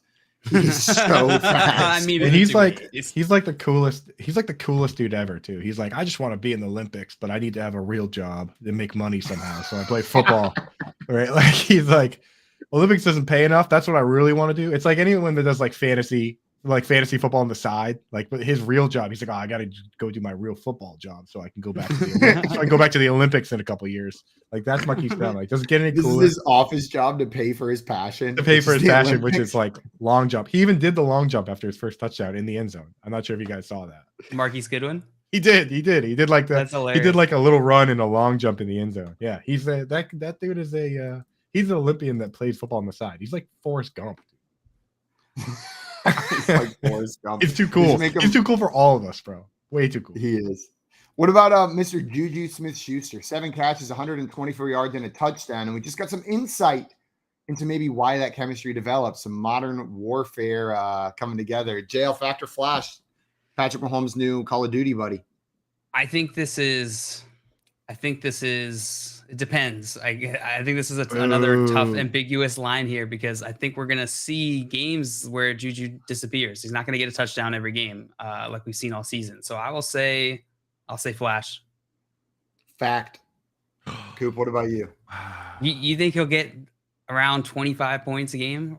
No, I'm not saying he'll get around 25 points a game, but I think he finishes much higher than he is right now. Know what I mean? I think this is more indicative of what he can be for this team than what we've seen so far this year. Yeah, I'll say I'll say Flash. I don't think he's a wide receiver 1, which he's been the last 2 games, and mostly because I don't think he keeps up this yards per reception that he's on right now. Like a normal game where Juju catches 5 yards, he doesn't 5 catches, he doesn't have 113 yards like he did last week. And same thing with this week. When he catches 7, I don't think he has 124. I think he has more games where he catches 5 or 7 and has like 70, 80 yards. That's more of a Juju game, in my opinion. So I think he's a Flash. A Flash. Fine Flash from these two guys. Tyler Boyd, 8 catches, 155 yards, and a touchdown. Coop, factor Flash for Mr. Tyler Boyd. Even though I started Joe Burrow and Tyler Boyd in the Baby Bowl, a league in which I won last year, and I'm definitely going to win again this year, I think it's a Flash because he had a 60-yard touchdown, and he's not the 60-yard touchdown guy on this team. Nope, this is Flash. You'll get games like this from Tyler Boyd. Like, you absolutely will, but they're all Flash games. This isn't who he is. Joe, what about you? Yep, I'm with you guys. Flash. Triple Flash for Mr. Tyler Boyd. B King's in the chat saying, God morning, y'all. God morning, bro. Ooh, God morning to you. What's up? What up, B Kings? My friend. B Kings. Also, we didn't get our obligatory woof woof woof to fantasy dog. The fantasy. How do we know? How do we know what kind of dog? Like we're making vast assumptions here. Do you think that's offensive if like he's thinking like Chihuahua and we're out here doing like a deep like Rottweiler bark? Well, why don't you do a couple? His pictures is the dog. Oh, oops. Well, I didn't see really that, small right now. Yeah, it's like a brown dog. What does it look like? It sounds like JL. I can't see it. What does it look like? It sounds like. It looks like it sounds like whoa, whoa, like that. Okay, so we were pretty accurate. Simon was going to go like yip, yip, yip, yip, yip, yip. Maybe like lab mixed with pit. Fancy dog. Let us know. Let us know what your breed is. Let us know your breed, dog. Guys, coming up. My neighbor used to like get grounded to his yard when he was little. He'd be like 4 or 5 years old, grounded, but he would sit on the edge of his driveway. And when people would walk by with their dogs, he wouldn't be allowed to leave, but he would just yell, "What's your dog's name?" like from the end of his driveway. And like every third adult walking their dog would like come over and like just show the dog to the kid who's in trouble and not allowed to leave his driveway. Guys, coming up, we are going to play some hypothetically, and then we're doing a Monday Night Football prop draft. We're going to be drafting prop bets, keeping track of who picks the most correct for tonight's game. And then we'll be recapping Week 7's games a little bit with our friend Tyler Dragon later on the show as well. Right now, you're listening to the Front Yard Fantasy Morning Show here on Bettor Sports Network. Front Yard Fantasy, weekday mornings at 7 Eastern on Bettor Sports Network. There was a tweet about the refs that had me kind of cracking up the other day because somebody was like, we have the technology to like, track the ball down to a centimeter and figure out, what speed these guys are running on the field. Yet somehow we still mark the ball by That's my favorite. A 60-year-old dude eyeballing it, and then we run over with literal chains and measure it. It's like, you think we can probably get that figured out. The least precise way to measure something, and then like immediately following that up with a super precise way of measuring something. Yeah, it's like we have satellite. Like if you're a millimeter short of that chain that they bring out there, that they ran out it as best they could in a straight line. But if you like, first they just go here, and then they grab the chains and they run in the straightest line possible. But then if you are 1 millimeter short with that football, doesn't count. Sorry. Couldn't have been human error. You're just short. That's exactly. And, they bring out the index card or whatever. Meanwhile, they have satellites in space tracking how fast Brandon Ayuk ran on an end around. But we can't, and I can see that number live while he's doing it. Like I can see every player's speed on the screen live. I love that. It's like, and not to mention that dude's trying to make the spot and the player always tosses the ball right into his face. Right? Like he's coming over to spot it, and it's like every other time the player just like, here you go. Here's another thing to juggle. On call with Dr. Roto. If the Giants don't win another game this year, A, I'll be shocked. But B, I'll still think that they're better than they were with Joe Judge. Much better. Because I think Brian Dable's got a lot out of this team already. And I'm seeing what this team could be. See, that's the problem with owners and general managers. I see Nathaniel Hackett and I see a guy who can't get it done. I see Matt Rule and see a guy who never should have been hired. Disaster right away.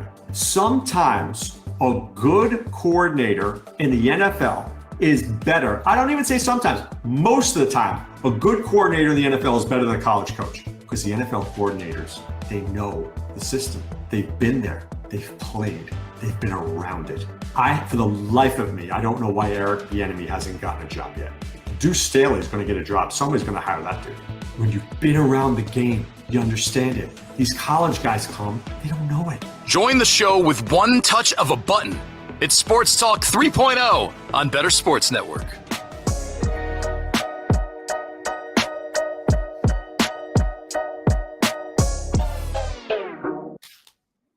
What's up, everybody? Welcome back into the Front Yard Fantasy Morning Show here on Better Sports Network. It's in the game. We were just playing some Factor Flash. Auto game. Perfect, JL. First try. Nailed it. You just mouthed it the first time, right? Yeah. So make sure I do that to everything I do. When are we getting those? Are we doing the clown nose or the hog noses? I thought Matt was sending those out to us. Or do we never respond to his text? No. I did respond to him. I told him I would get them. I gotta send them to him. I was looking at the clown noses. Can you do it today?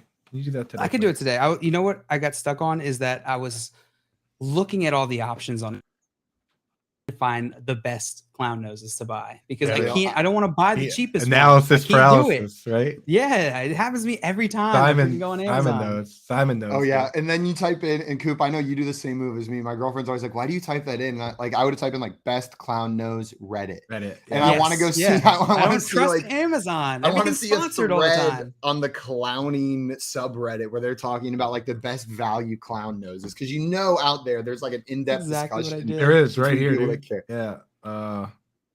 Clown nose that I got from Pro Nose. It looks like the best. I'm not even kidding. Not even kidding. Red Nose Factory on Etsy. Their noses don't require string or adhesive to put on. Someone goes, really? Yep. I'm on the. Yep. So if you go on the clown subreddit, Reddit? Yeah, I'm on the clown subreddit. So if you go to check out Red Nose Factory on Etsy and get some clown noses from here. They look pretty high quality. I'll check it out, guys. We're about to play some hypothetically. Before we get into that, though, we had some questions come in the chat during break. Good morning, Dennis. Welcome, man. Thanks for joining us this morning. Dennis wanted to know, what do you guys think about the CEH Pacheco situation? CEH was better, but I hate the situation. Do you think Pacheco will take over? Will it be that weird split? What did your eye test tell you? Coop, what are your eyes telling you about this Pacheco CEH situation? What's going to happen here? Oh, sorry. I missed it. I was looking at clown noses. What's the question? I just wanted to know. It's completely changed. Clown noses, dude. These clown noses are $50 a piece. I think they're probably a little too high calorie. These are for like professional clowns. Dude. So hey, that's what I want. That's what I want. Game. I don't know. I've said it before on the show. I'll say it again. The biggest house in my neighborhood growing up was owned by the clowns.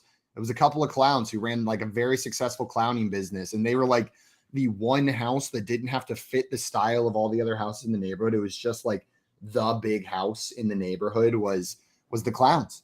What was his name? John Wayne Gacy? Yeah, that was his name. That was my neighbor growing up. Classic. Absolutely. But Dennis was curious about the CEH and Pacheco situation, saying CEH was better, but I hate the situation, and wants to know, will it be that weird split? Are we going to see Pacheco take over? What does your eye test tell you? Tell us what you saw with your pretty little eyes, Coop, between CEH and Pacheco. Yeah, I mean, I think Pacheco is going to be the starter, but from what we did see, it's going to be a split. So he says he has an opportunity to pick up Michael Carter. I have Michael Carter ranked ahead of all those guys. And that's because, I mean, I know the Jets did lose. I think I got to see what happened. Elijah Vera Tucker might have got hurt, which would be a big problem. But the Jets offensive line is good. So if you can get the singular back between that offensive line versus a split back for the Chiefs, I would go for Michael Carter. So I think I'm Michael Carter ahead of both those guys. So would you drop either of them to pick up Michael Carter? I mean, so the thing you also have to keep in mind, right, with this team is that they're always willing to lean into the game script, and Jerick McKinnon is the pass down player. So this game they threw the ball a ton. Jerick McKinnon led the team in snaps. It doesn't matter who got the first snap of the game. If they pass, it's Jerick McKinnon that plays. So Jerick McKinnon got 28 snaps, which is like 44%. It's exactly 44%. And Isaiah Pacheco got 19 snaps, which is 30%, and Edwards-Helaire got 17. So it was split 3 ways. The whole starter thing doesn't matter if you have guys that have different roles. So Isaiah Pacheco, those guys are not super interesting to me compared to Michael Carter, who, if Breece Hall is out for the season, do they really even have another guy? Their third guy was Tevin Coleman. They let him leave. Who's the next man up on that team right now? The fact that none of us have jumped out and said a name says No, it's Michael Carter. Volume to me. It looks like Ty Johnson, Ty Johnson is a pretty decent pass catching back. He's like a pure pass catcher, but he's not running between the tackles. So they got to add get that much work even with Breece Hall going down. They didn't. They gave him 1 carry for 3 yards and a reception, 6 yards. So I'm more scared of who they add than anybody on the depth chart right now. I guess to answer Dennis's question here, would you guys be dropping CEH or Pacheco whenever you go to pick up Michael Carter? Like, which of those players, or would it be Michael Thomas or Najee Harris? Those are the options. Like, you got to drop one of these guys. Are you dropping one of those to pick up Michael Carter? And if so, which one? It was Najee, and who was the other one? CEH, Pacheco, Najee, and Michael Thomas are the names. Lazard as well. I would probably drop one of Pacheco or CEH, and I would probably drop CEH, I guess. Because if you have Najee and Michael Carter, when are you going to start either of the Chiefs? Yeah, I would drop Michael Thomas. Do you Drop have any Michael news on Thomas. Michael Thomas? I think I'm dropping. If Michael Thomas is if you have, let's say it's a 3 wide receiver league, and you have Michael Thomas is your 5th or 6th wide receiver, then you maybe drop Michael Thomas. But if he's close to being in your lineup, you can't drop him. If you have all those running backs on your bench, then Clyde Edwards-Helaire isn't close to being in your lineup, right? Yeah, 100%. I think I'm with you, Coop. I think I'm going with one of the 2 running backs, unless we get news right away that Michael Thomas is out again. Like if we see that he's out again, then I'm a little bit nervous on that front. We had a question in here from Bronson. Bronson wanted to know, should I trade Josh Jacobs for Jamar Chase? So Josh Jacobs for Jamar Chase. If this is me, both of these are great players the rest of the season. It's entirely team dependent. Is Josh Jacobs your 3rd running back? Do you happen to have Saquon Barkley and Christian McCaffrey as well? Then upgrade your wide receiver position. Otherwise, I'm staying put. I love Josh Jacobs the rest of the season. In a hypothetical world where I'm picking one of these players for my flex, I'd rather have Josh Jacobs because running backs are harder to come by and their ceilings are higher. Yep, it's Josh Jacobs for me as well. Bronson wanted to know again, is Kamara going to get suspended, or should I trade him? So, Coop, you've been the one bringing this up repeatedly, that there's still a chance he could be out. You want to give Bronson some insight on how you view the Kamara situation? Yeah, I think if you have Alvin Kamara on your team, you need to not only root for him, but you need to root for the Saints to win. Now that they're 2-5, we are entering the danger zone where coming up in 2 weeks, if they don't win another game before his court meeting, they probably just let that meeting happen. And then they try and eat as many games at the end of this season. I'm trying to move Kamara right now. This team is 2-5. They're not going to the playoffs. I see no reason why they would continue to push this court date out and push the suspension to next year. If they could settle with this dude, just throw a bunch of money at him, right? Get him to settle immediately. Get the league to suspend Kamara for the end of the season, then come into next season fresh and actually make a run. So I am trying to move Alvin Kamara. We are in the danger zone. Danger zone. Danger zone. Danger zone. I agree, Coop. Jail. We had a question in here from Adam. He said, morning, boys. I need the Pats defense to get 7 points this week to pull off a win. Do y'all think it will happen? Jail. Is this happening? 7 points from Pats D? Let's see. Who are the Pats playing in Bears week 8? Tonight. No, it's tonight. Oh, this week. This week, tonight. right now. Tonight. How would he know he needs 7 points from them next week? I don't know. That's a good question. Can you tell the future? I hadn't gotten that far in my thought process. Yeah, I think that 7 points. Yeah, I think they get 7 points tonight against Chicago. Is one of the worst teams. Exactly. Justin Fields is you love playing against him in fantasy because think about what Tua did last night. He would trust the plays. So he would get the ball and throw it right away. Justin Fields is the exact opposite. He loves holding on to it, leads to a ton of sacks. So I think you could easily get that with sacks alone. If you like sacks, you're gonna like tonight. You're gonna like tonight's game. If sacks are what you live for, then just wait for Monday night. Turn that screen on. Sack Fest. Guys, I think it's time to get into our next game. We're going to play some hypothetically. If you got more questions, throw them in the chat. We will be answering these throughout the show as well. JL, you want to run us through some hypothetical situations? Yes, I would. If this is your first time tuning in or the first time watching us play this game, this is hypothetically. It is a game that we sort of came up with, formed into our own uses here. I'm going to introduce a hypothetical question or a would you rather question, philosophical question, some sort of situation has been made up by me or someone. Contestants, the player contestants are going to ask questions to help them determine how they want to answer. And the only rule is to overthink the absolute heck out of the question.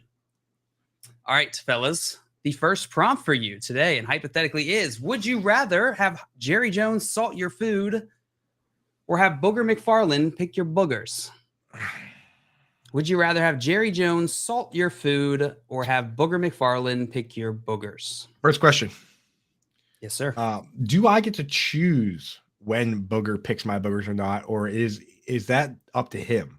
Like, is he stepping in and being like, it's time, or am I like, hey, I got one here. Can you come help me out? He comes and picks your boogers like you need to have them picked. So if he feels like you're getting a little stuffed up, and he comes and checks, he'll check every couple minutes. He'll be like, hey, let me see if there are any bats up in there in the cave. So he's coming over like your mom used to when you were a kid, like, and you're like hanging out with your friends, and she just comes over and like grabs your face, and she's like, "Come here, you idiot!"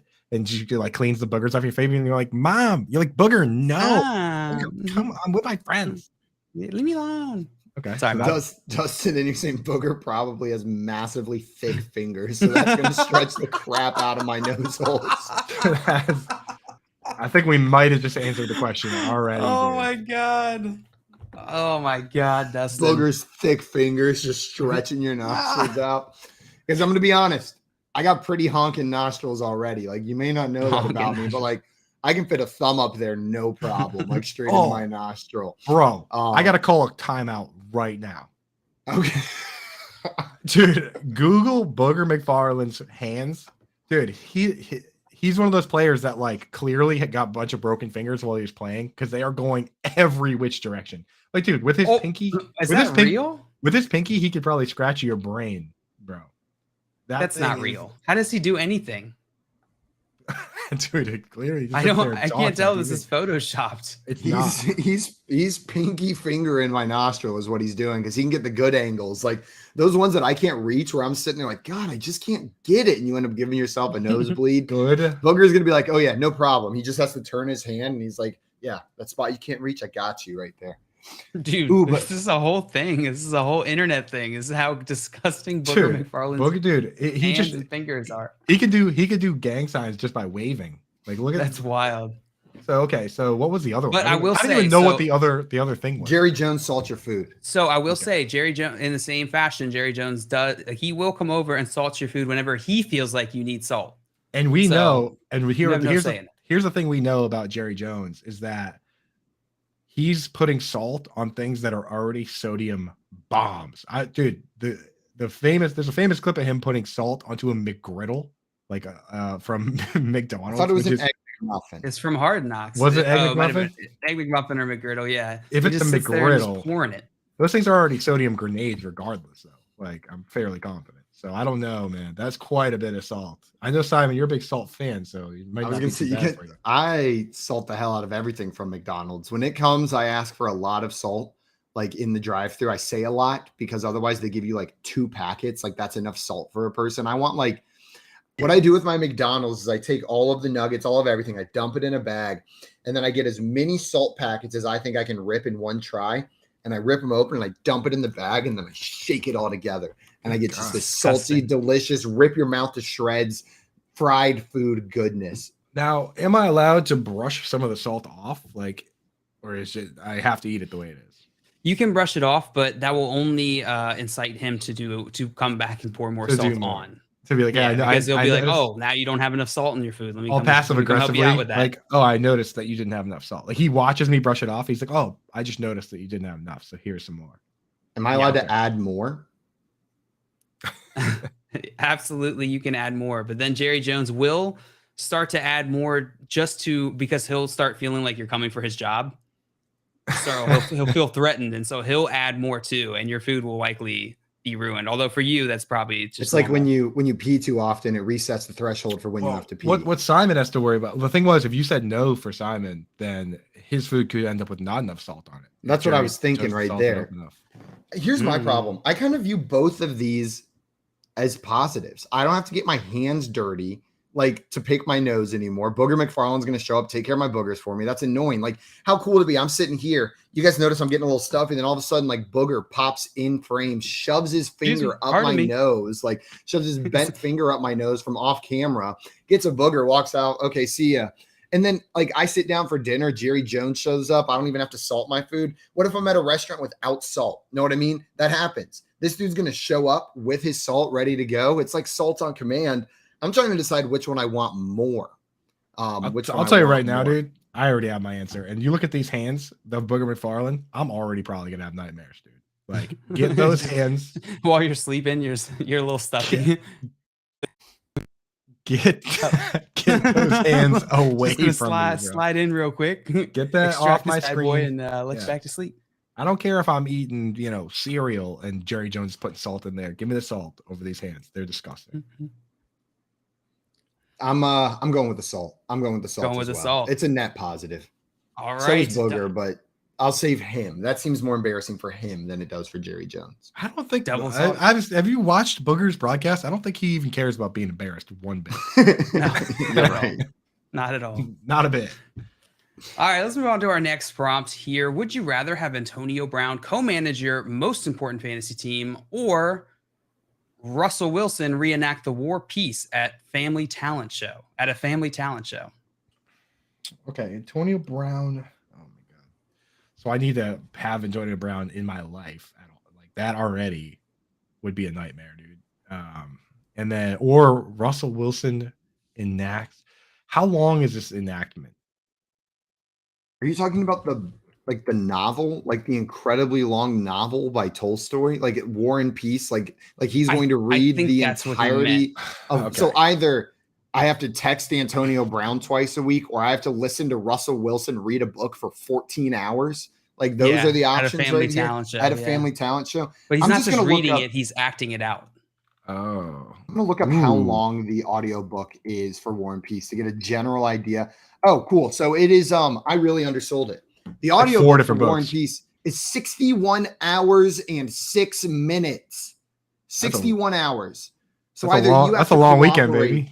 You got to cooperate with Antonio Brown twice a week. Know what I mean? Or just accept an L. Or you have to sit down and watch Russell Wilson perform a 61-hour book reading. But I'm saying one long weekend with Russell Wilson and you're out, bro.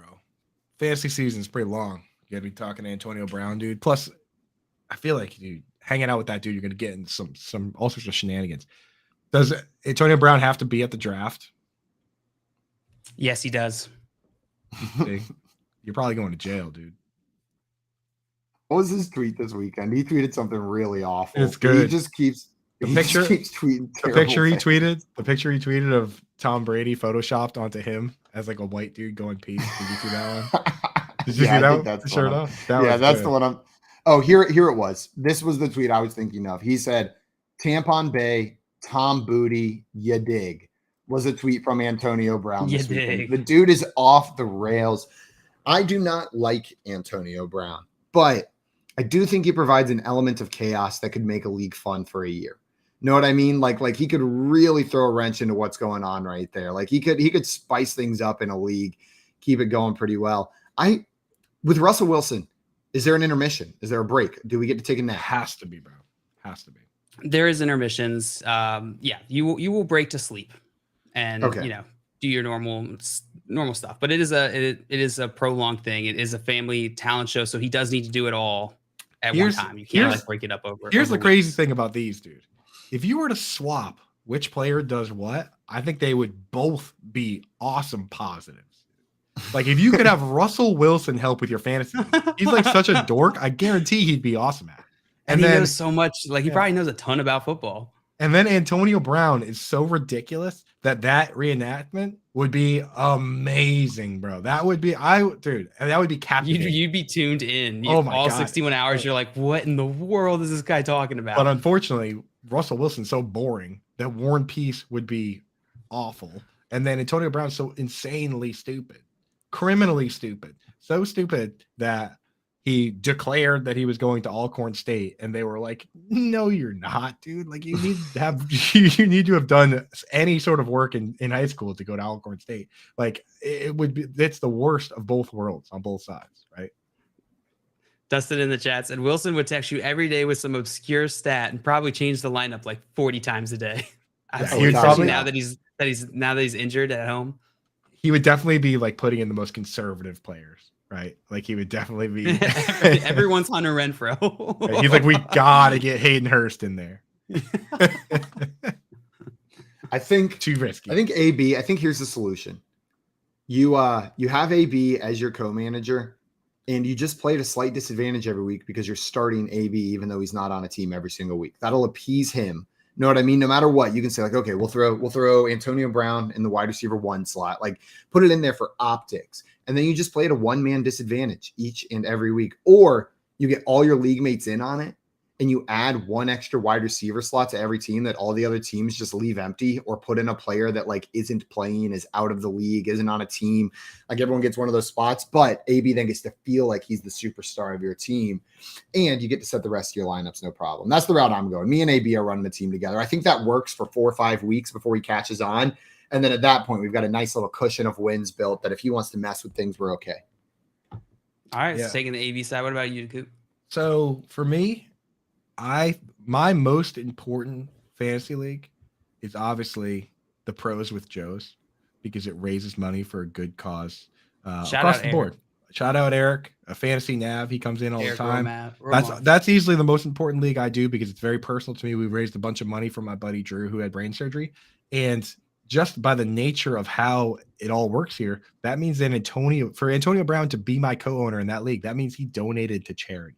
And if it's Antonio Brown with the money he has, he's definitely not just donating like $5-10. So give me Antonio Brown and his donation to a good cause, and then we can come in dead last in that league, which we probably will. I like it though. Yeah. I like it as well. All right, let's move on to our final prompt. I see some questions here in the chat. We're going to hit them right after this prompt very shortly here. So we appreciate your patience. All right, fellas, here's your last prompt. This is your first command as captain of a space voyage. Funded by the NFL, your mission is to expand the game abroad program, and you're scouting new exoplanet locations to host a game next season. You're accompanied by first-time astronauts and NFL players Larry Fitzgerald and Saquon Barkley. Being in space with these men is delightful. You 3 become best friends. You play games every night, work, sleep, eat together. You tell each other funny jokes, roast after you turn off the lights before bed. You've been on this voyage together for 5 years. One day, you are awoken to an alert that your Russell gauge is malfunctioning. It will require a rather tricky repair sequence on the outside of the spacecraft. All 3 of you spacesuit up and exit the spacecraft and make your way over to it. Just as you reach the malfunctioning Russell gauge, the neighboring sun lets one rip, unleashing an atom gaseous cloud that's coming, yip skiddly doing right towards you. The green-yellow cloud rips past your spacecraft, knocking both Larry and Saquon off their tether lines and free floating away from you into space. You most likely only have the chance to save one of them. How do you do it? This is easy. This is so easy. I'm imagining there is something on my person connected to a rope. Maybe it's connected to the ship. Maybe it's not. I'm imagining I can disconnect this from the ship. Larry Fitzgerald, how many times did they bring up on the broadcast that he had like 11 dropped passes in his entire career, right? Like until those last couple of years, dude does not drop the ball. He's so reliable. We've been living together for 5 years now on the spacecraft. Imagine the chemistry we have. I'm putting my life at risk. Saquon Barkley's younger. I think he's got a better chance of finding his way back to the spacecraft himself. Know what I mean? Like, I'm sorry, Saquon, but this is me putting my faith in like you as the hoss that you are. Like, you're going to be able to figure this out. I know it. The only way all 3 of us are surviving is if I take the thing connecting my rope to the ship, I grab on, I'm holding on to the ship on my hand now, and I'm chucking it. We're going deep to Larry Fitzgerald. All he has to do to save himself is catch one final pass, one last bomb from the worst quarterback he's ever played with, and our lives are all safe. And then we're pulling Mr. Fitzgerald in. It's attached to a rope. I know it is. I'm positive. You nailed the throw? I nailed the throw without a doubt in my mind. It's not Larry a perfect Fitzgerald. throw. You just got to put it in the neighborhood, really. Exactly. Like, it doesn't even have get to within be a 10-yard radius, and this dude's in 0G. But He's in catching space. it. No, the thing is, Simon, you missed the key move here is that you can save them both. You can save them both because before you throw to Larry Fitzgerald, you let Larry Fitzgerald, he's floating away. The person you actually grab is Saquon Barkley, and you pull him in to the spaceship as fast as you can. Grab him tight, pull him in, right? And then as he hits the spaceship, his legs come in first, hitting the spaceship, bend all the way down, and he uses those powerful quads of his, those monster hammer quads, to thruster boost you guys back out into space. And then you throw it to Larry. Throw the tether to him, bringing everybody back home. Oh my God. The quads save the day. Now the Quads. You got to make sure that tether's tight, though, because if you get launched with Saquon quads and you're not tethered tight, you guys are going on a comet level trajectory for the rest of time. But we've become such best friends that I'd rather the three of us just float through space aimlessly together than have to lose one of them.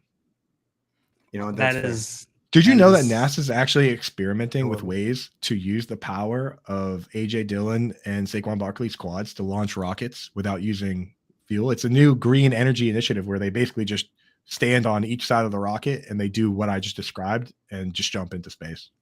I have read that. Yeah, Elon Musk. I've done a lot of reading about Elon how, Musk. They're powering that.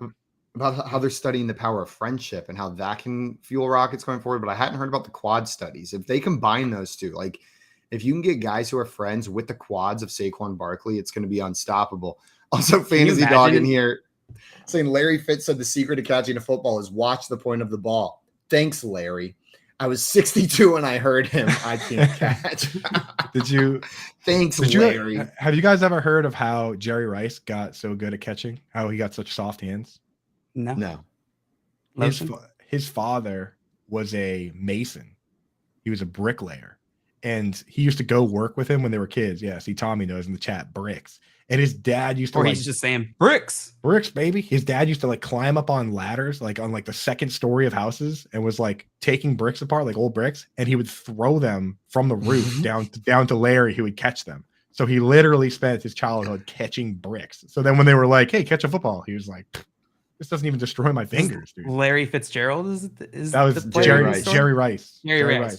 His whole childhood, he was catching bricks. So when they came around and were like, "Hey, catch this football," he was like, "Yeah, that's easy." In high school sports, did you guys ever have to do brick laps? Where they give you a brick with no holes on the brick, a 5-pound brick. You have to hold it in each hand like this, just gripping it and run a mile. If you drop it, you have to start the mile over. You guys ever have to do that? No. How's that making you better at soccer, dude? It was for wrestling. It helps with that grip right there. That was just some off-season wrestling nonsense that our coaches brick hands. do. Yeah, that was the first. That was your first class in archery class. They were like, "All right." That was class 3. I missed it. Dropped it on his toe and re-broke it after the bowling incident. You guys ever see that Larry Fitzgerald commercial, the University of Phoenix one that they played forever years ago, where he called his mom on the voicemail, voicemail because she passed away and he misses her. I don't know if I saw that. That's really sad. I haven't seen that one. I have not Oh my seen god, that they one. played it for years. It's it'd make you cry every single commercial. I was gonna say he still sends those from space. Also, I would let him. If he's doing sad stuff like that all the time, I'm letting him float away. No, I'm saving Larry Fitz. I think Coop came up with the ultimate solution in this one right here. You nailed this one. I piggybacked. I couldn't have done it without you, son. You make a great team. You know what? It was a team effort right there. Also, DJ Nightmare in here. What's up, DJ? He said, "Hey, some early morning fantasy talk. I dig it. I dig it too." Let's hit some questions. That's what we are about. Let's hit some questions. Yeah, early morning. I like fantasy and poop talk. First question from Dustin. He wants to know, what kind of hillbilly juvie high school did you go to, Simon? Yeah, that's exactly the kind of high school I went to. No, Dustin, I went to a nice high school in Georgia. It was beautiful. I liked my high school. It was a nice public school, and we had great coaches who made us run miles with bricks in our hand. It worked out. I think we had some more questions in here. Where do we go that we had some of these questions? B Kings said, I had a trade question for y'all. Half PPR, just picked up Gus Edwards, and I have a trade offer for DK Metcalf. I'm heavy with RB depth and low on wide receiver. Is this fair? So Gus Edwards for DK Metcalf. Gus Edwards going to be the starter while J.K. Dobbins is out. DK Metcalf, we don't have information on how long he's going to be out yet. Coop, what are you thinking about this trade? X-rays on DK Metcalf were negative. Do that trade immediately and don't look back. And don't let anyone veto it. Joe, what about you? Yeah, I'm with Coop. Make the trade. With Coop. Also, I liked Mark Grefford in here saying, if Breece Hall misses the rest of the season, what do I do? Cry. But then he gave us a little bit more information a couple minutes later. Said, I'm 3 and 4 half PPR with JT Mixon, Jamar Chase, Amon-Ra St. Brown, CeeDee Lamb, Breece Hall, Pitts, and Dak. On the bench, I have A.J. Dillon, Pickens. Should I go after anyone? With JT and Mixon, paper, even with Breece going down, you're still pretty good. I'll say on paper, that team is sick, dude. Like you had to be pumped going into the season having like Dak, Pitts, JT, Mixon, CeeDee Lamb. This has to be some sort of keeper league, right? Because you can't get JT, Mixon, and CeeDee Lamb in a normal league without some sort of keeper or a trade, right? They were all either first or early second round picks. Is that not right? It's a solid team. JT, Mixon, and that's right. Lamb, like that's not possible. Mixon, I saw Mixon and Lamb as second or third round picks in some leagues, but not too late. Like to have all of those guys would still be ridiculous, though. How would you get JT? So to get JT though, you would have to have like the first or second pick, which means Mixon went all the way to pick like 20. Maybe. Maybe it's possible. That seems crazy, but it's a good team. If you had the first or second pick and they made it back to the swing, either way, I like sit tight with that team you have. You're looking pretty good. You might need to do something. You might need to add a tight end off waivers. If that team, I'm assuming that's a shallow team. If you were able to get those players, so look for an Evan Ingram or something like that. Somebody getting consistent targets because Pitts has the target share. They're just not throwing a lot, right? Yep. We had another question in here from Tyson. Tyson wanted to know, in my league, that I have to bench one of Lamb, Godwin, or Waller, as my other players are Chase, Barkley, and Cook. Someone has to get benched. I got offered Waddle and Cook for JT. Should I do it? This way I don't have to bench a stud, 12-team, half PPR. So Jalen Waddle and Dalvin Cook for JT. JL, are you making this move? Jalen Waddle and Dalvin Cook for Jonathan Taylor. Yeah, I would make that trade.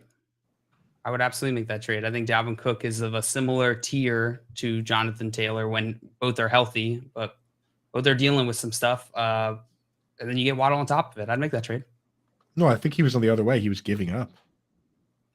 And I would not do that trade. And I would not do that. Yeah. I think I agree with what JL said. Just we want to be on the side of the trade with the two players. You think like these decisions, right? Like they sound like it's a pain to make that decision, but just wait till week 9. 7 teams are on bye weeks, right? Like wait until Breece Hall. People thought they could count on Breece Hall, gone, right? If you drafted Javonte Williams, you thought he was going to be in your lineup every single week.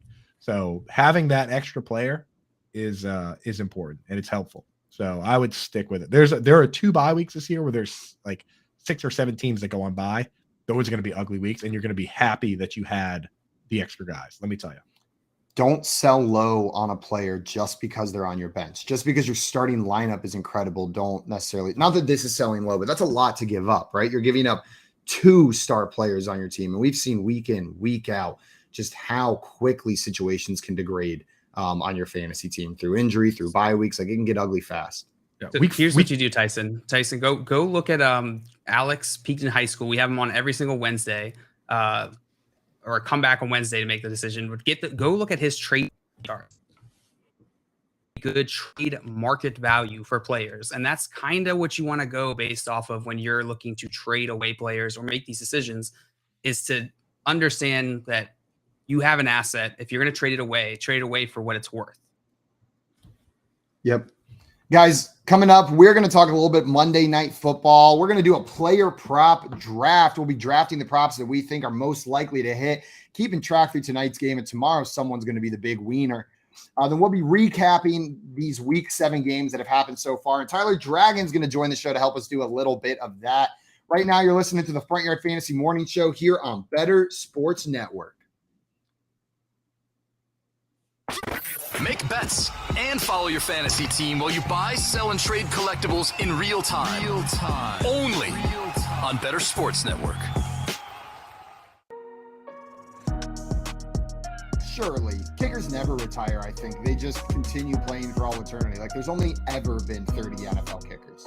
They're always readily available too, it seems. Like, you know what I mean? Like, they just get called up. They're like, you kicked for us 10 years ago, right? Why don't you run it back? I imagine every Gano, single kicker that gets the call is on a high school football field somewhere just practicing field goals after hours. Like it's like 9 p.m. and they're out there just the local high school kicking field goals, and the phone rings. They get the call and they're like, yeah, I'm ready. I've been practicing for this. I have an amazing kicker story if you guys have a second to. I got a couple. The number one all-time field goal kicker is Adam Vinatieri. The next two guys are Morton and Gary Anderson, right? Gary Anderson was a dude from like South Africa that just played rugby and soccer. He just could absolutely boot the ball, right? They bring him over and he does like a tryout and he's just absolutely crushing the ball. And all these colleges are like, dude, we want you to come kick field goals for us. And he goes, I don't even want to play football. He goes, I want to play soccer. He goes, I want to play soccer. He goes, so if I can come to your school and play soccer, I'll also, in the fall, I'll kick for the football team. And Syracuse was like, yeah, sure, whatever. Like, you're on the soccer team. Like, come on. And he went to Syracuse to play soccer, but also kick field goals. And then he ended up being a top 3 point scorer in the NFL all the time. That's ridiculous. And his answer to recruiters was, I don't want to play football. I'll do it in my spare time. Yeah. He's like, you got a spot for me on the soccer team. Syracuse is like, yeah, we got a spot for you. We don't even care about our soccer team. We don't even care. We totally have that spot. Right? They had to like cobble together a soccer team. Like, yeah, this guy's the captain. Oh my God. It's like Accepted, the movie, but they just like had to throw together a whole fake soccer team. Somehow they still got Justin Long. Right, yeah. Like Adam Sandler's the coach. And dude, imagine they win the national championship. That's a movie, dog. Yeah. Boom! Someone call up Disney. Yeah, we just wrote a movie for you, Disney. This has Disney sports movie written all over. I'm borderline crying right here just thinking about this movie right now. Dude, the story gets even crazier. Like I should have looked it up again, but like it was like a high school coach that went and found him, and then that high school coach ended up being somebody crazy famous that like coached for the Rams. Stay tuned for sports. Talk about your picks, your fantasy teams, and your sports collectibles on Bettor Sports Network.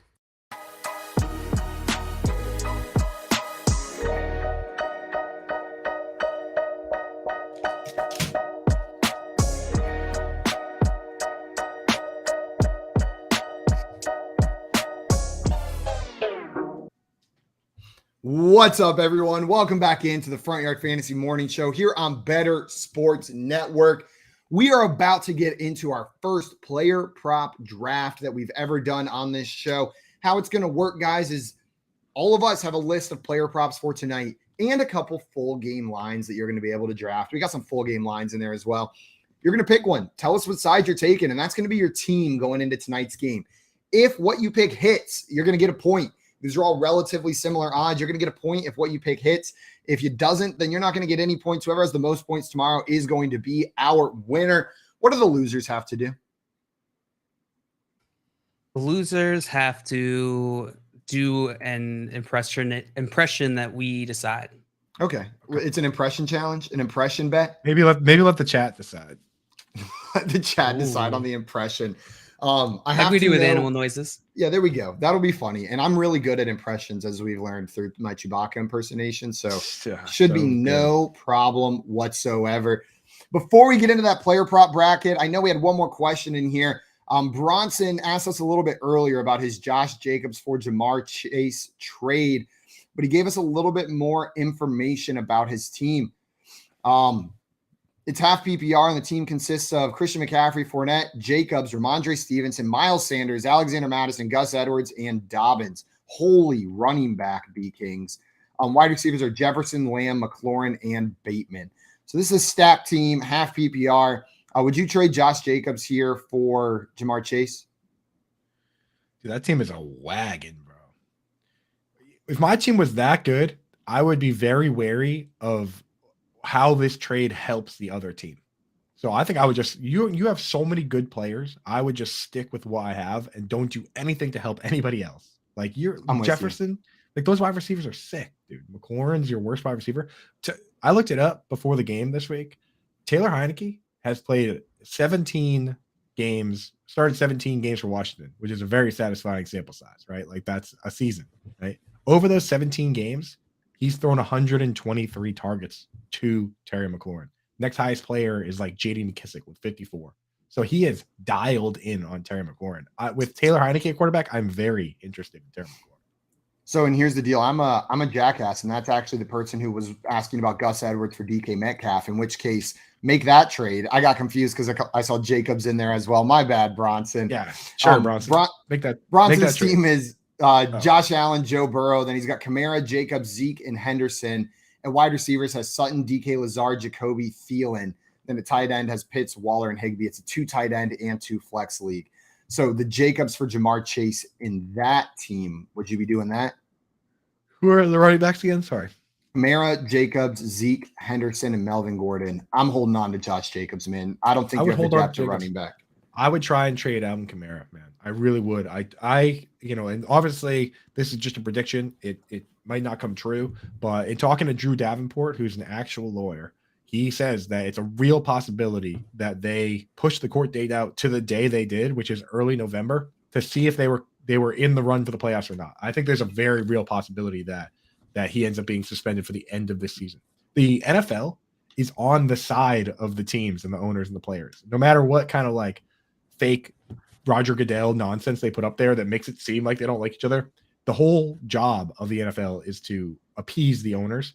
And it's in everyone's best interest if the Saints aren't in the playoffs for Kamara to finish the suspension at the end of the year and then just come back and play next year. So I'm very scared of that. I would try and trade Kamara.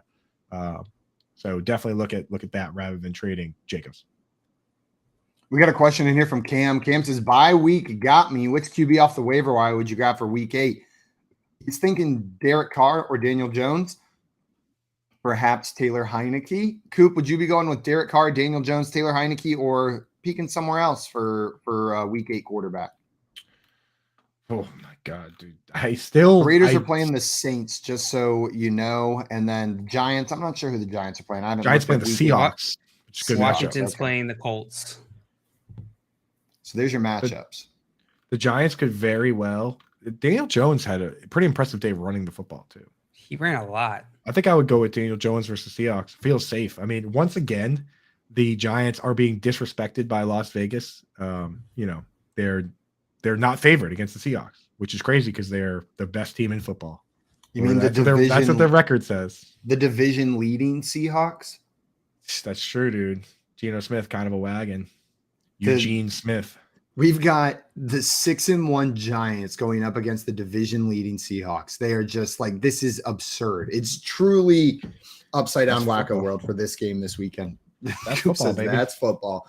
That's football, baby. I'm going Daniel Jones as well. I like the rushing upside.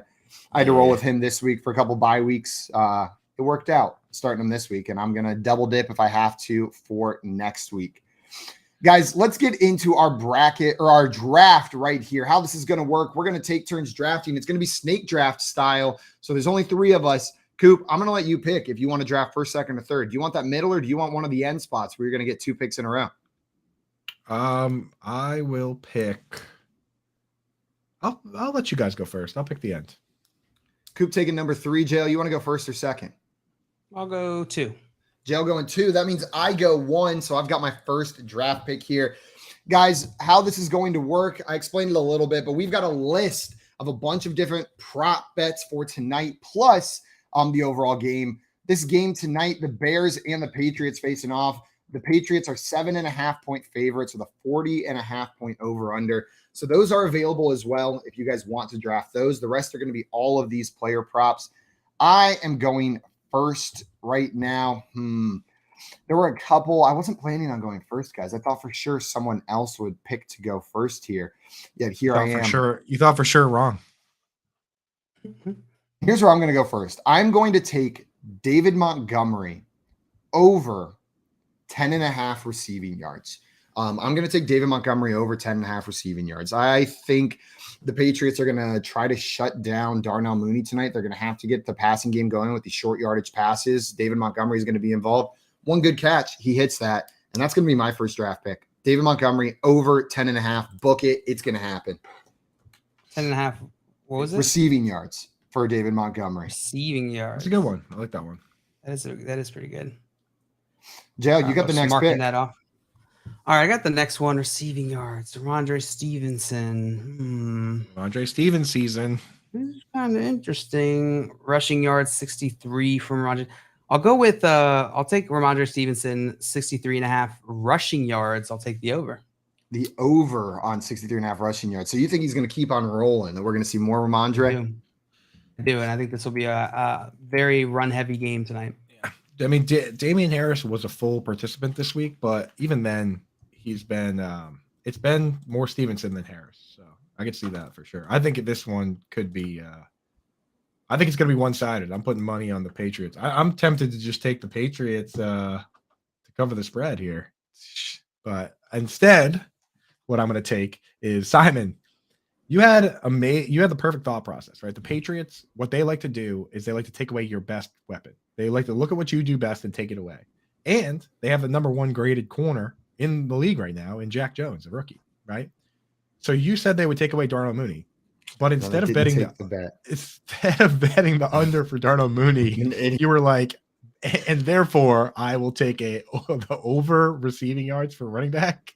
Like, just why didn't you just pick the bet you eloquently laid out? No, which is the under. Too easy. You're like, so therefore, right? Yeah. You went. There has to be at least 2 wrinkles. We need 2 wrinkles to every story. That's just one wrinkle, yeah. Coop. I had to add the second wrinkle. You laid out the math, and then you went with the philosophy. I think I'll just take the math. I'll take under Darnell Mooney, 45.5 yards. So give me that. I mean, I know that he's the kind of player that, one play he could do that, but I'm going to take that one. Yeah. Well, Coop, you get a second one. You get a second pick right here. I do get a second one. I'm disappointed, but not surprised that there's no Tyquan Thornton lines here. I can see if I can find one. I didn't see any. I looked at multiple websites and I didn't see any, but I can check. There's a lot of times where like guys like that in their second game, Vegas doesn't even want to deal with it. You no idea what the guy's going to do. So I'm not surprised he's not in there. What I will take instead of that is I'm going to take the over on Jacoby Myers, 4.5 receptions. I think this guy's led the team in targets for the last 3 years. I don't think the Bears have anybody that can really stop what he does. He's just like, which Jacoby Myers is. It's never been about the big games or the big plays. It's always about the, death by 1,000 cuts, him getting open on 3rd down. I'm going to take Jacoby Myers.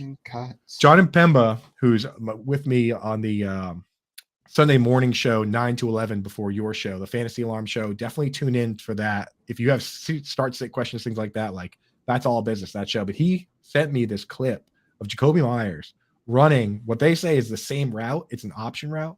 And basically he ran it one way on this one corner and caught a pass. And that set him up to later run the other option. And he ran it the exact way he did the first time, but then pivoted and came back. And it's like, when you see stuff like that, it makes you realize how impossible it is to be an NFL cornerback. It's just like the hardest job in sports, in my opinion. Just like doing what the fastest guys in the world do, except you got to do it running backwards and guessing they know the play, you don't know the play. What a ridiculous job, Absurd. So, I've had that same thought, Coop. Like it's insane. And then like whenever they get beat, it's like, oh, they suck. You know what I mean? Like they'll cover them perfectly like 7 times. They even did it yesterday on the broadcast, like during Sunday Night Football. They had like some backup corners in there, right? And they're like, oh, they're killing it. They're killing it. Like they're playing way above their level. Then all of a sudden Pickens makes one good catch. They're like, oh, wait, they suck again. You know what I mean? Like I know it's been 2 full quarters of killing it, but that one Pickens catch means we're back to square one with these exactly, idiots. Dude. Yeah, it's like they were so judgmental. Just like Did you take for For the Darnell Mooney 45.5 receiving yards, you took the under or over? Under. Took the He's under. gonna get, And then he's the gonna Jacoby get Myers, you took what? Over. Joey Myers. I took Over. over 4.5 receptions. Okay. I just want to make sure I had those recorded down so that we could make sure we score these. I'm next, correct? You are next, Joe. You got the next pick.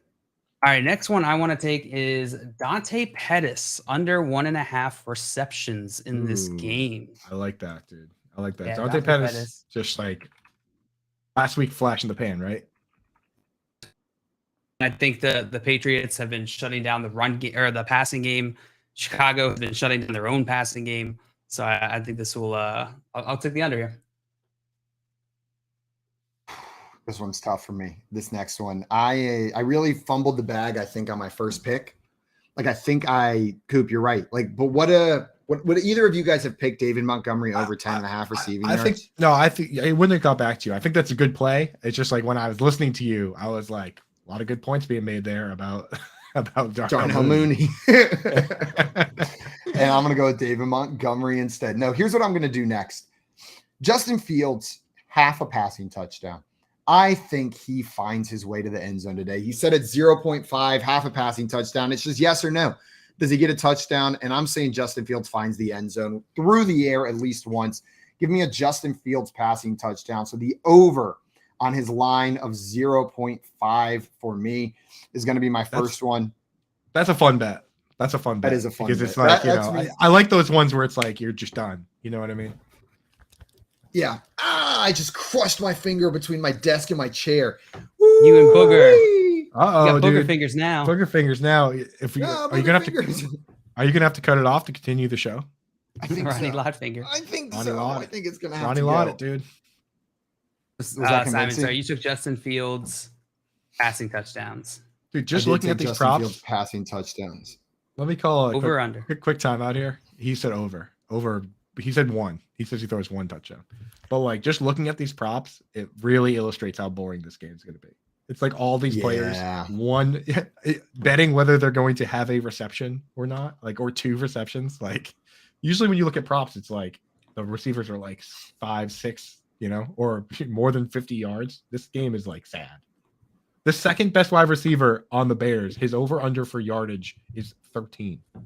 Hot. That's trash, dude. That's complete trash. Absolutely so hot. And I think for my next one, where I'm going to go, I just made a fun bet. I think I'm going to make a very not fun bet with this next one.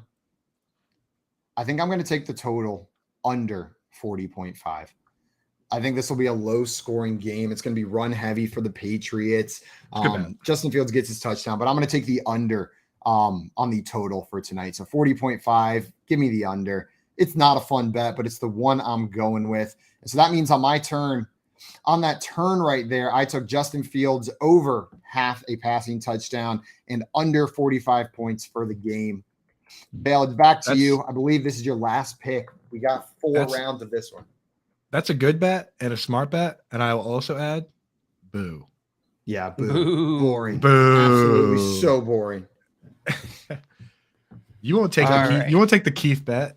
The no touchdowns. You won't go Keith Sweat on this. I'll let you have it if you want it. You can have Keith Sweat if you want Keith Sweat, Jail. You do it.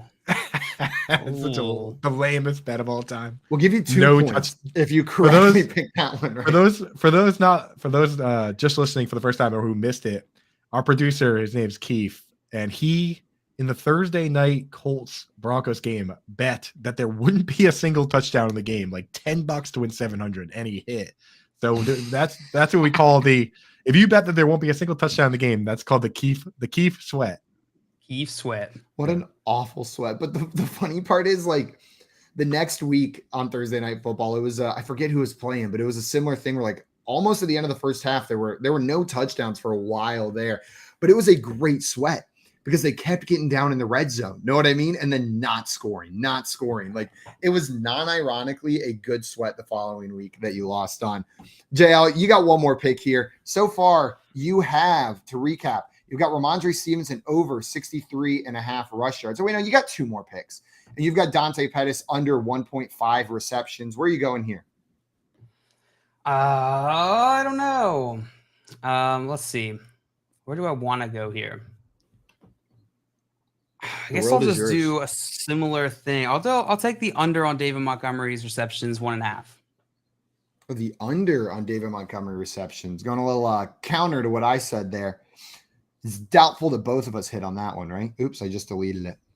Probably not. Dale taking the under. What was the line at? 1.5? Yes. 1.5 receptions for JL taking that under. What makes you want to take that one?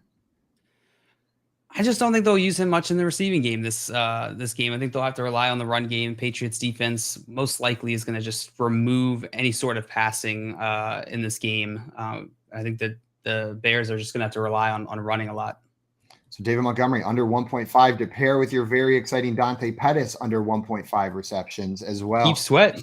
Coop, where are you going? Dale's got 3 of his 4 picked out. You've got 2 so far. The 2 that you picked last time were Darnell Mooney under 45.5 receiving yards and Jacoby Myers over 4.5 receptions.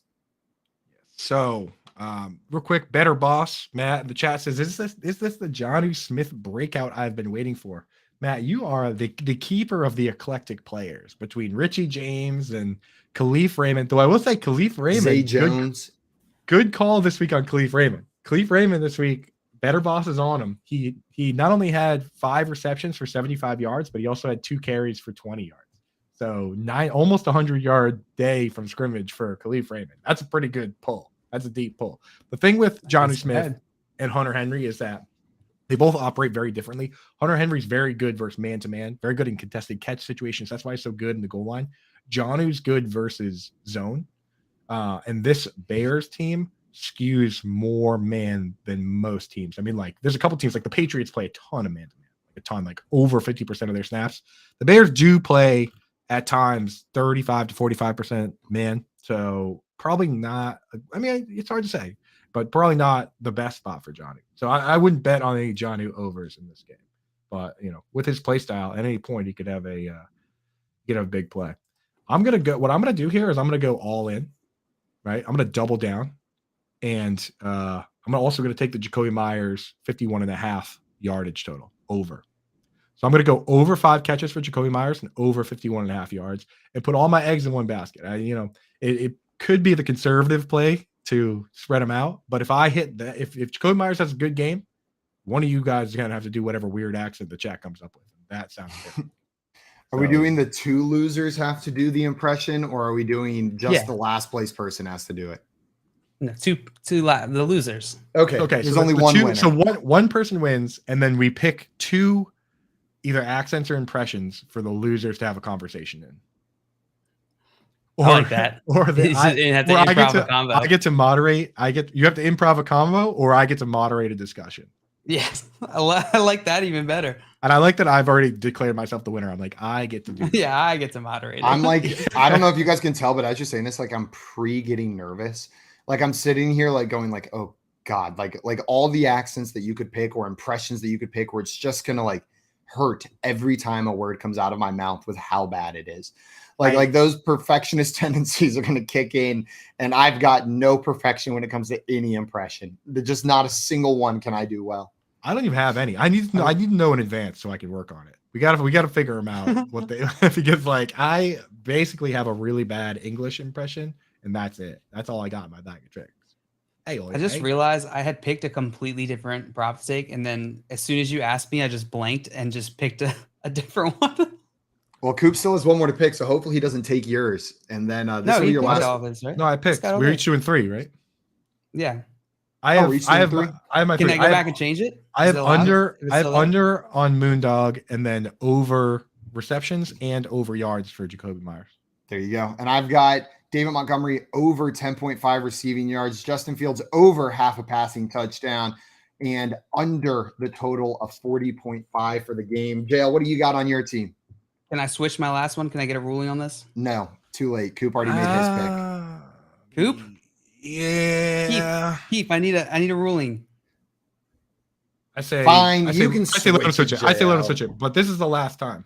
I hope the one you're switching it from hits. I hope whatever you. That's the only reason I'm approving. What did you pick? What was the one? What was the one you're getting rid of? The new one I'm going to pick. The one I'm getting rid of is the David Montgomery under 1.5 receptions.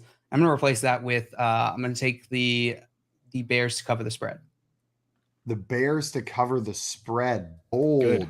Good, because I was going to take the Patriots to obliterate the Bears, because the Patriots, think about what the Patriots have on their defense. That's why the spread's so high, is that they have Jack Jones, the #1 graded cornerback. He's going to cover Darnell Mooney. And then they have Kyle Duggar, who just destroys tight ends. He's going to cover Cole Kmet. So what are you betting on? Equanimeous St. Brown? I'm betting on a low scoring game. You already bet against Dante Pettis. So you need Equanimeous St. Brown to go hamburglers. Equanimeous. Oh, that's actually smart. Yeah. So the score is going to be 9-3. Then and you would in the Bears cover 9-3. The Bears cover the spread. I'm not saying the Bears cover the spread because they're good. I'm saying the Bears cover the spread because this isn't not enough points are scored. Simon would like that. Yeah, that's entirely possible.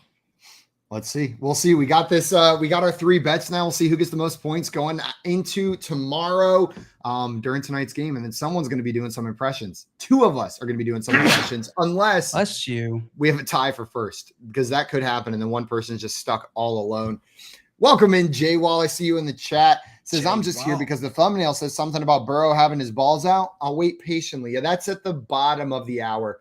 So you're going to have to wait a little bit longer, Jay Wall. But stick around and we'll be talking some hogs out, balls out, Burrow talk a little bit later in today's show, as well as some other games going on. And we're going to have Tyler Dragon join us to help break down this week 7 slate. Right now, you're listening to the Front Yard Fantasy Morning Show here on Bettor Sports Network. Bettor Sports Live with Rick Kamla. That's 7 p.m. Eastern, 4 Pacific on Bettor Sports Network. Andy Reid is the best current coach in the NFL. He's better than Belichick. Belichick has lost his way. He's better than Tomlin. He's better than Harbaugh. He's better than Shanahan. He's better than McCarthy down in Dallas. He's better than all of the gangster NFL coaches right now. Sean McDermott up in Buffalo. He's better than all these guys. Andy Reid is the greatest gangster that we have at head coach in the NFL right now. And I understand that you're saying, well, Belichick is the GOAT, Cam. How can that be true? Now you're bringing up old stuff. Bill Belichick can't draft anymore, okay? Talk to me. Nick Chubb, Sony Michel. Talk to me. DK Metcalf, Debo Samuel versus N'Keal Harry, okay? Talk to me. This dude has lost his way. Remember the year when he should have bottomed out and just tanked, but he couldn't, and he went and got Cam Newton, and they were a mediocre team, right? He's lost his way. And not that he can't coach up a good defense and that kind of thing, but overall, he's lost his way. Andy Reid's an absolute badass. They draft great. He's a great coach. Makes the right decisions, when to go for it, when to kick, when to punt. The guy's the man. The Playbook with Fensty and Ronis, presented by FantasyAlarm.com. I hate the stupid unsportsmanlike conduct. As long as you're not disrespectful to the opponent, you should be allowed to celebrate. How I used to say it, and to bring up, because now basketball's starting to bring up. Oh, dude, it's even worse than basketball, isn't it? So Dikembe Mutombo, who used to get teed up in the 2000s, and 90s, they didn't give a crap. 2000s, though, when they tightened up the rules, they used to tee him up more when he did the Dikembe finger wag. But they wouldn't tee him up if he did it to the crowd, instead of looking at Eton Thomas, one time I remember, and doing it right to him, or when his back was turned, doing it right to him. If he did it to the crowd, they would never call it.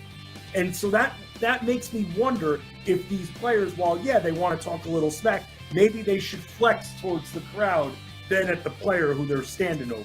I guess. I know it's soft, man. It is soft. Because you know what? We're gonna give 15 yards for that? Bro, they think that, you want to know why? They're paranoid. They think that's going to turn into a fight. See, I disagree with that. That's not going to start a fight. I agree with you. They don't agree with It's us. one thing, if you spit in someone's face or say something derogatory, about their family or something, right. Yeah, that can incite it. But if you're just I made that play, what? You know what I mean? Again, they know the rules. You got to know you're going to get flagged. You have to have discipline. But, I don't know. I have no problem with celebration as long as it's not disrespectful. What's disrespectful? It's interpretation, and that's my problem. Watch, it's going to cost someone in a big playoff game, and that's when people are going to go crazy. There'll be a third down play. Someone makes a pass breakup, and they're in someone's face. They're going to throw a flag. It'll extend the drive. That team scores, wins the playoff game because of it. You need something drastic for it to really leave an imprint, and I hope that doesn't happen to my team. Bettor Sports Network is betting, fantasy, collectibles. It's sports talk done better.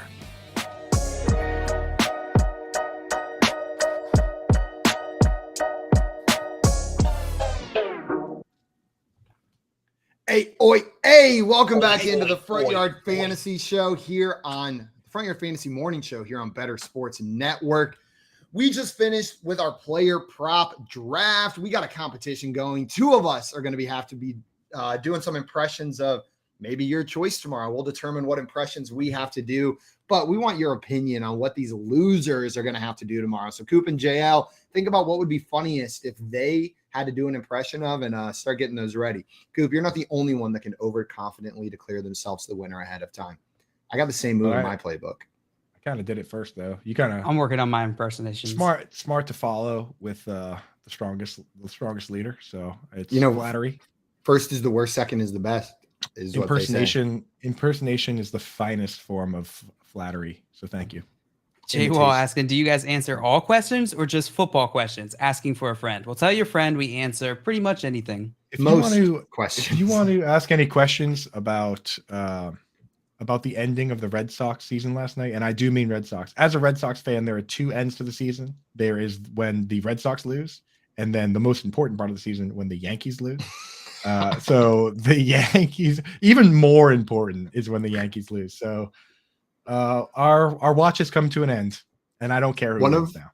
One of my biggest joys in life is sports hatred. Like videos that showcase like fan bases just like with unbridled hatred towards each other is beautiful, because some people take it too far. Don't get me wrong. Know what I mean? But like whenever it's harmless and it's just like, God, I hate those guys. Like it feels good. Whenever you see West Virginia fans, even though they haven't played Pitt in 10 years, chanting "Eat shit, Pitt." Whenever there's Giants fans in New York just like chanting about the Packers shoving cheese up their butts. Like I love it. I love it. It brings me so much joy. The places, dude, like any given time of year in Boston, any different event, a Yankee suck chant could break out. Like if you're at, obviously, like so many Patriots Bruins games, Yankees suck chant out. But like I've been on like the subway on like a Friday night after the bars close, and people are just like, Yankees suck, Yankees suck. It's like if one person says Yankees suck, the whole city is chanting, dude.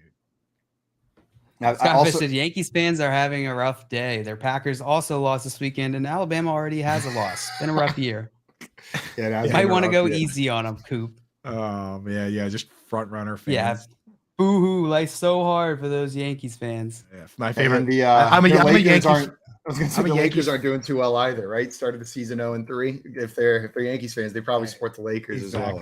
I'm a Yankees fan, and my favorite hockey player all time is Wayne Gretzky, and my favorite basketball player is Michael Jordan. Absolutely. He had a question for us. JL, you hit this one. This seems more your area of expertise. This is. I'm the doctor on the show. I have this rash on my bum, and when I itch it, I get pleasure. Should I see a doctor or just keep doing what I'm doing? Asking for a friend. Well, he said, I have this rash on my bum. I have this rash on my bum, asking for a friend. Well, J-Wall, tell your friend that why not both? Keep scratching it, get that pleasure, and go see the doctor while you're doing it. Right. So just I wouldn't give up on it at this moment, but you definitely should get it checked out. Yeah, I mean, you just got to follow. You got to follow your. If you're telling you scratch that itch. And we should also preface this with not a doctor. Also, when I talk about Alvin Kamara, not a lawyer. So I might be a doctor. Might be. Well, don't itch anything. Don't itch anything. It only makes it worse. Every time. Like if you just hold out. Every time I itch something, it's that moment of instant relief, and then it's like, I just ruined this. It looks worse. It feels worse. Everything about it is worse because I just scratched this. If you have an itch, sometimes it's all right. Sometimes it's like, that was what I needed. My girlfriend makes fun of me because like, I swear sometimes my like eyeballs itch, and I love a good like eye rub where you just like rub your eyes so you're seeing shapes. Like that is my one. Like I give into that pleasure. You should go see scratch my eyes. That's probably not good for you, dude. Yeah, you should join Daniel Bellinger at the ophthalmologist. You just gave us a whole like a whole lecture on why you shouldn't do it, and then you were just like, but I do like to do this one thing where I push my eyes into my brain until I see shit. Okay, dude. All right, all right. They impose shapes on my vision. All right, Slipknot, dude, settle down. we had some other questions in here, right? Yeah, some real questions if I can find them. Ooh, where'd they go? All right, DJ Nightmare asking, would you give ETN and Devontae Adams for Travis Kelce. No, it's too much. No, it's too much. It's too much. I'd give one of those players maybe for Travis Kelce. You know what I mean? Like even like Devontae Adams straight up for Travis Kelce, you're asking questions. But both of them, there's not a chance. I'm holding on to both those guys. Congratulations on having both of them on your team. That's going to be a fun rest of the year. But I understand the want for Kelce, but that's too much to give up, man. It's just too much. And then Dustin asking, Coop, who's starting tonight, Mac Jones or the Zap Master, Bailey? So everything indicates that Mac Jones is going to start unless he has some kind of setback. I mean, I guess that does happen from time to time, but usually whenever you hear those words, it means that player is going to play. So it's Mac Jones, baby. It's time. And I'm on board with it, dude. I think we have two. We're either starting Mac Jones or Mac Jones, other Mac Jones, which is Bailey Zappi. So I'm cool with it. The interesting thing about this, which John Pemba pointed out, is that now we've seen Bailey Zappi come in and sling the ball all over the field. Mac Jones has to step up and do that too now. No more being super conservative because now he knows there's somebody else that can get it done on the team. So I'm excited to see it. I want to see Mac Jones come out and be like, you know what? This is my team and kind of lay the hammer down on people. I was tempted to take a trip down Narrative Street when we were having our player prop draft right there and take Mac Jones under passing yards. One, it should be a pretty rush heavy game for the Patriots to begin with. But then two, if for some reason they do go down, Mac Jones throws a couple picks, there's a competent backup there now, one that we've seen come out, sling it, win a couple games for them. I don't think we see Mac Jones get benched. But Coop, you're right. There's this pressure there that there wasn't before. Mac Jones isn't just comfortable in this job anymore. Bailey Zappi applied that pressure a little bit. Based on the way you were making your bets earlier, you would have laid out that whole narrative about like how, Mac Jones could get benched and that, and the under, and then you'd be like, and therefore that's why I'm going to take Equinemius St. Brown with the over. Just go down Narrative Street and then take a sharp left to like take a totally different player like you did on the Darnell Mooney one. 100%. That's exactly how it would have played out, Coop.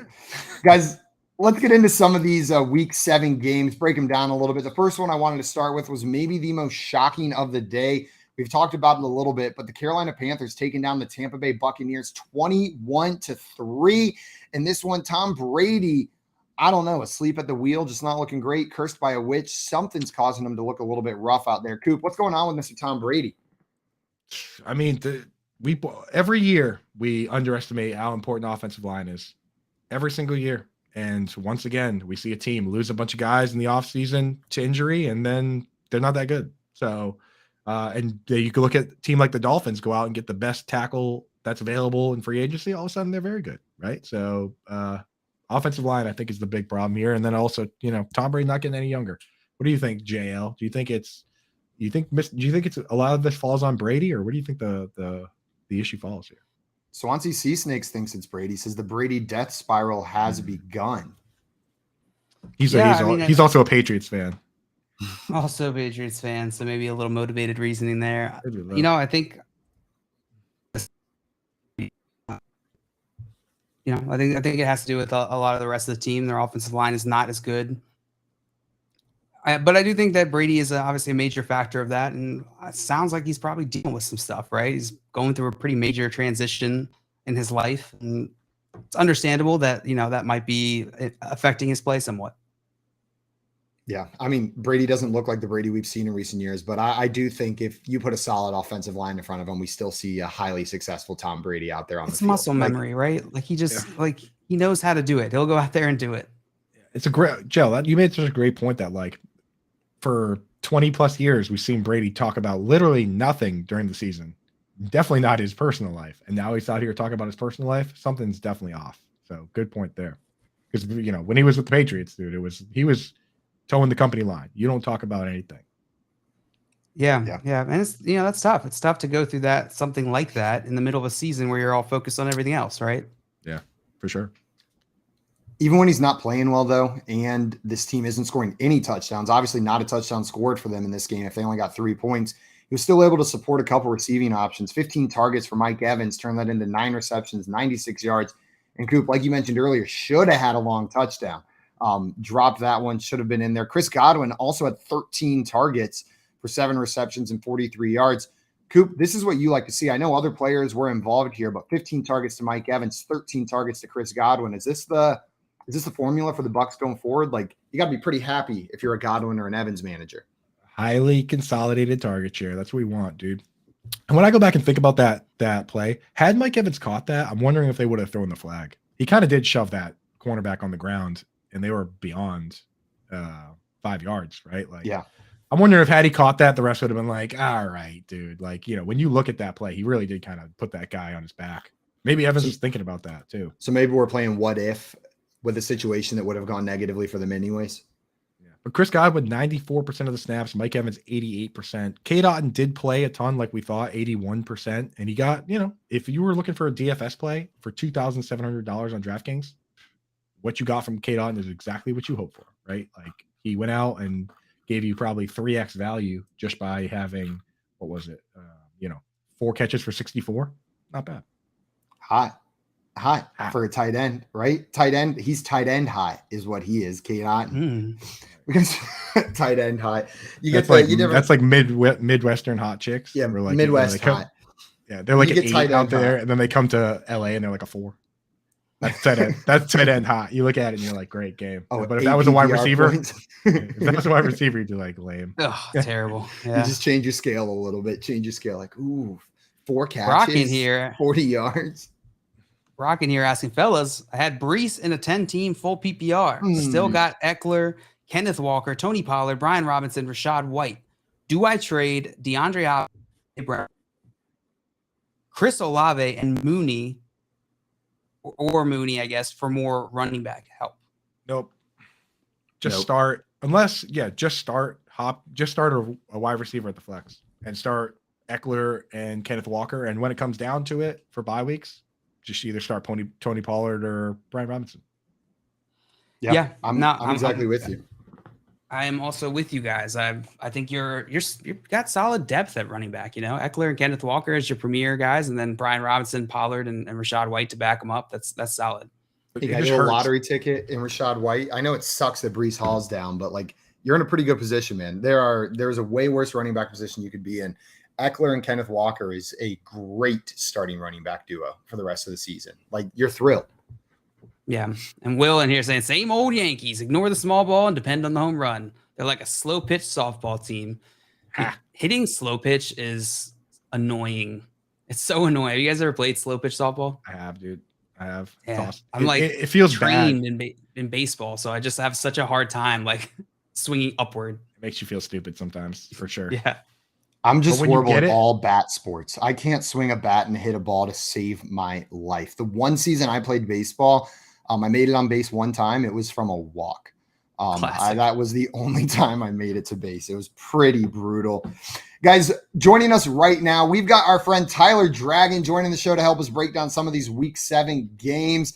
Tyler is an NFL and track and field reporter over at USA Today and formerly a Bengals reporter at the Cincinnati Enquirer. Tyler, thank you so much for coming on with us today, my man. Thanks for having me on. It's good seeing you three again. Yeah, good seeing you, my friend. Happy to see you this morning, Tyler. What's up? Yeah, enjoy your Week 7 games? Oh, man, there were a few upsets, few surprises. I didn't do too well on my picks. I know I picked the Chargers to win. I definitely picked the Packers to win, and then also the Buccaneers. So those three teams let me down. But other than that, I think I did okay in my picks. The thing is, though, with a week like this, man, like if you had picked all these games right, we would have called you stupid on Saturday. You know, and Sunday morning I would have called you an idiot. I'd be like, this doofus is picking the Panthers to win. What are you doing? Right. You know what I mean? Right. So sometimes it's okay to be wrong as long as the process is right. Right. Okay. I like the optimism in the morning. Yeah, That's before I have my coffee. So good. Yeah, we're gonna let you slide. The Buccaneers were 13.5 point favorites, so we're gonna let you slide, not having the Panthers in that one. We were just talking. They need an intervention. We were just talking a little bit about these Bucs and about Tom Brady specifically. Wondering, is this the offensive line? Is he losing a step? What do you see whenever you look at Tom Brady out there? Do you think he's lost a step? Is it the personal issues going on in his life distracting him? What's happening? I think it's a little bit of everything. Father time is definitely knocking on that door. He's 45 years old. What can you expect? The offensive line has not played well, particularly the interior of the offensive line. And the receivers, Mike Evans dropped a touchdown pass yesterday. We can't forget about that. That was a perfect pass by Tom Brady. Could have easily shifted momentum in that game, and he dropped a would-be touchdown.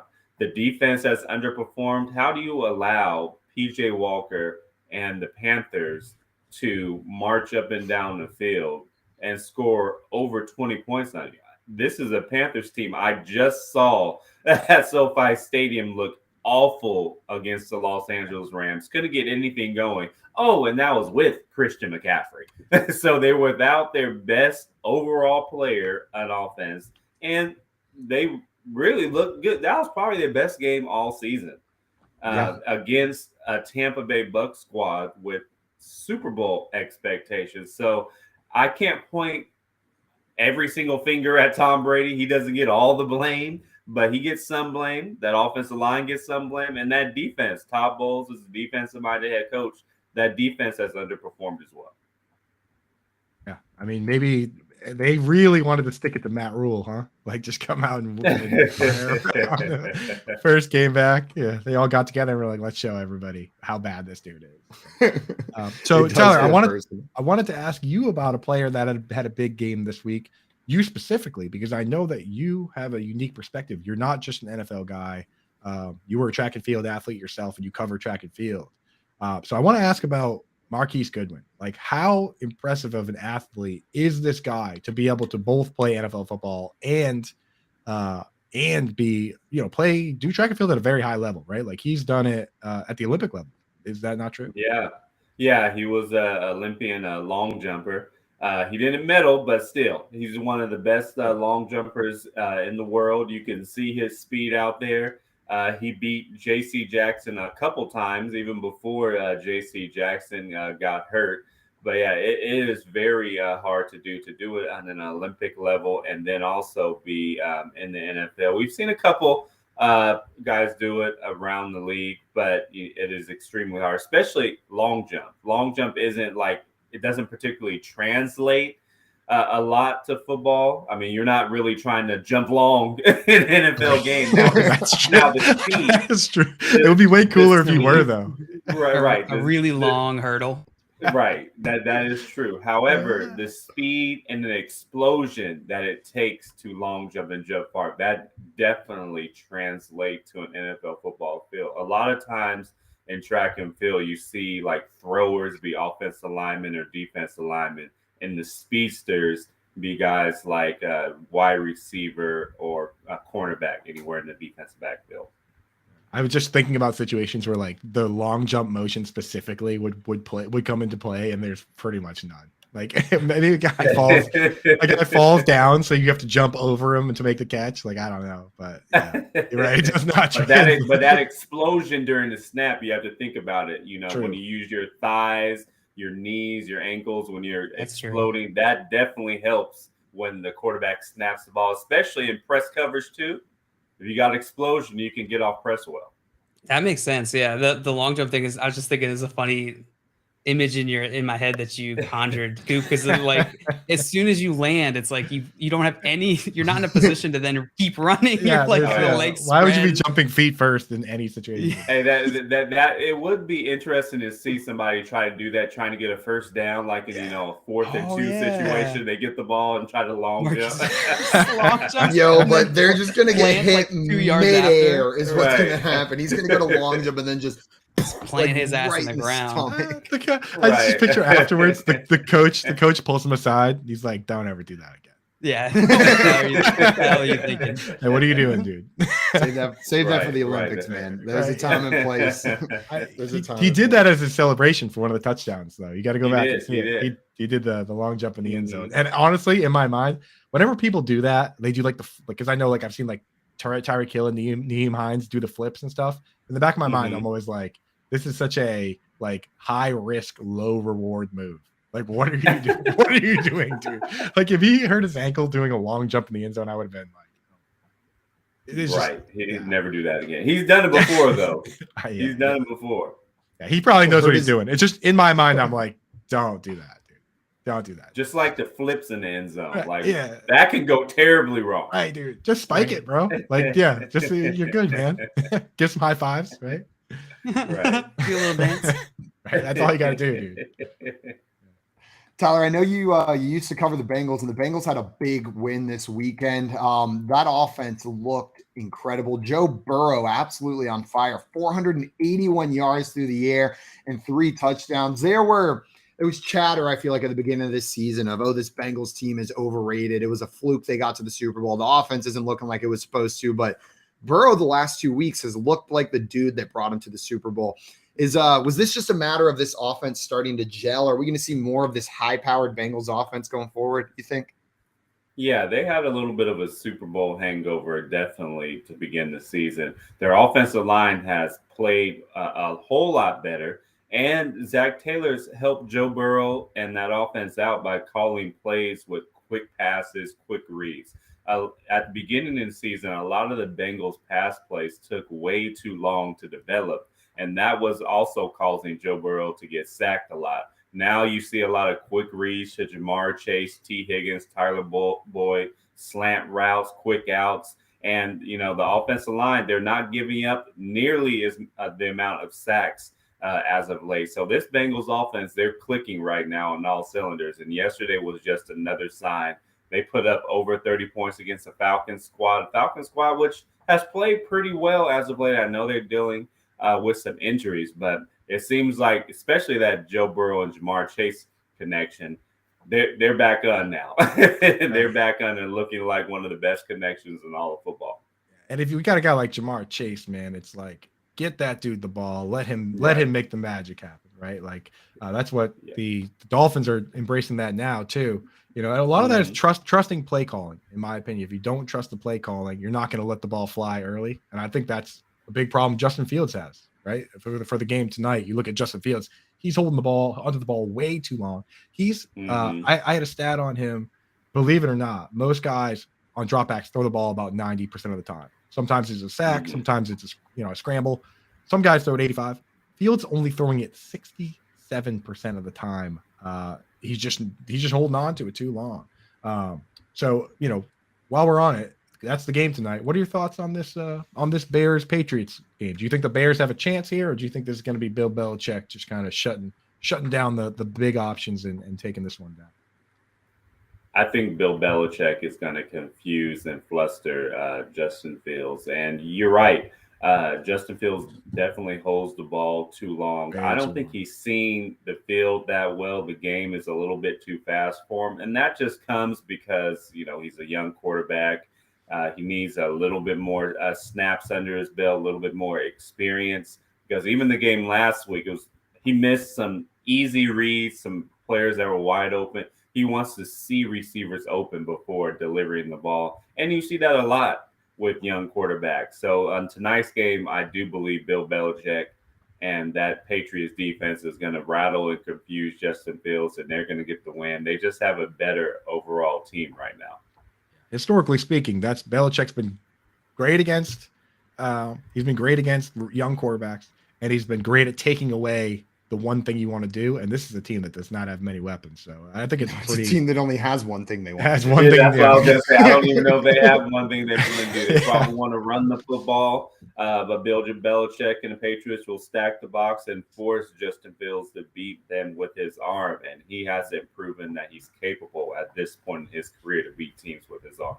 Do you think there's still hope in Fields? Like, you think you don't think they should be looking at drafting another quarterback, and they should keep riding with it, or where are you at with that? Because I know with some guys it's easier to give up than on other guys. So with a guy like Fields, do you think he should have a long enough leash, at least another season, or where are you at with him?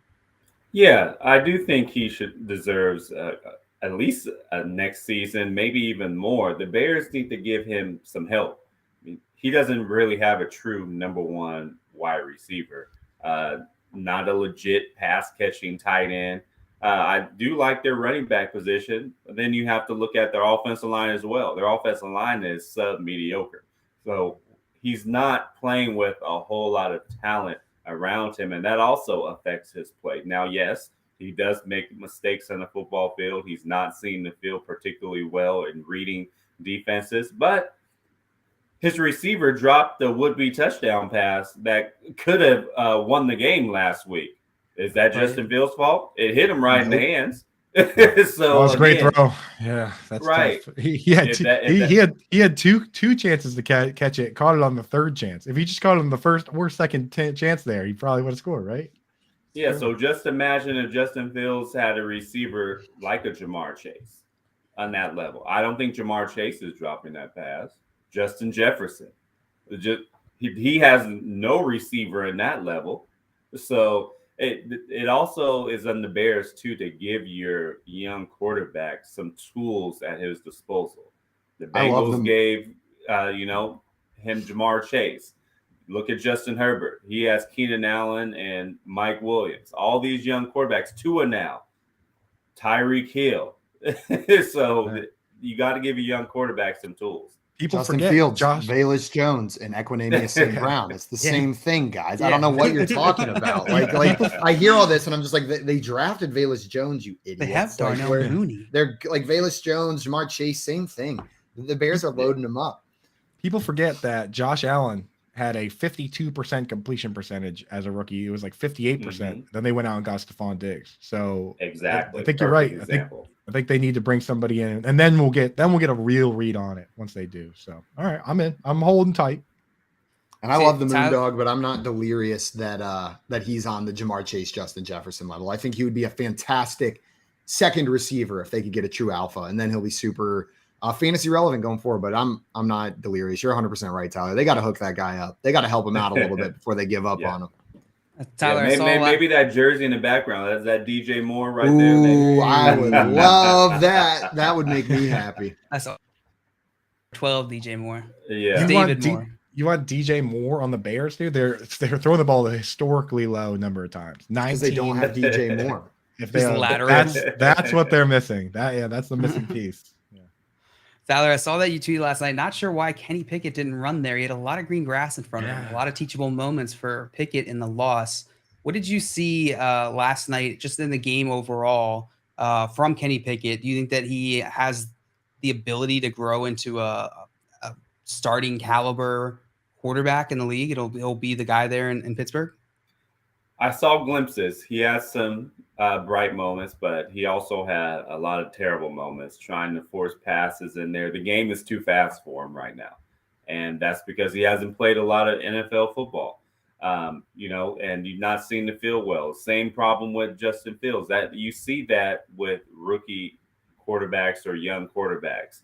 And, that interception right there, that specifically what the tweet was talking about, he could have easily picked up 10, 15 yards, ran out of bounds. The Steelers could have had a first and goal situation with, at least another play or two, enough to go on the clock to, try to win that game or tie that game. So it was just an odd way to end for the Steelers. But the way he ended is typical of a young quarterback, not really knowing the moment and seizing a moment well. So I do think the Steelers will do fine with him. They need to upgrade that offensive line too. I love the fact that they have Najee Harris in the background that can kind of help him in his maturation process. He's one of the best running backs in the league, but their offensive line is below average. They were spoiled for a long time with a good offensive line there with Pouncey and all those guys. So those guys. My dad knows this guy who takes those guys fishing every spring. Or the old offensive line. It was big. They used to take out Big Ben and the old his boys like Villanueva and stuff. He used to take them fishing every year. That must be those guys aren't walking through that door. That must be a big boat, dude. That was a big boat for sure. Real big. If you're bringing 6 of those dudes on, it better be a 12-person boat. They're calling Royal Caribbean to get that cruise ship out there so they can go. That's hilarious. Royal cruise ship, dude, for just a quick charter. I see a question in the chat here. Cole Kmet, big game tonight. I'm going to go ahead and say no on that one. Not only has Cole Kmet not been great, but Kyle Duggar, is kind of a killer for tight ends. The Patriots have let up 4 touchdowns to tight ends this year. 3 of them came when Kyle Duggar was hurt. So that guy's kind of a problem for tight ends. I would not be taking any Cole Kmet bets. So if you're going to bet on a tight end for a DFS spot, I'd go with Hunter Henry. That's what I go with. Okay. Yeah, out of the two, that makes sense. We got a question in here from Rendon. Tyler, maybe you could help us out with this one. He's asked, what do you think is Breece Hall out for the season, essentially? He traded Chuba Hubbard, Curtis Samuel, and Renfro for Michael Carter and Mooney. It's a great wide receiver and running back, so he wanted to hit a home run with Carter.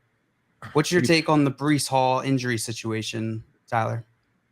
I heard it was significant, and he's going to get more tests today, but the Jets fear that it is a season-ending knee injury for Breece Hall, and that is a tough blow for that team. He was on pace to be an offensive rookie of the year. He had a pretty good game prior to that knee injury yesterday, but it's a tough blow for a running back that has a whole lot of promise.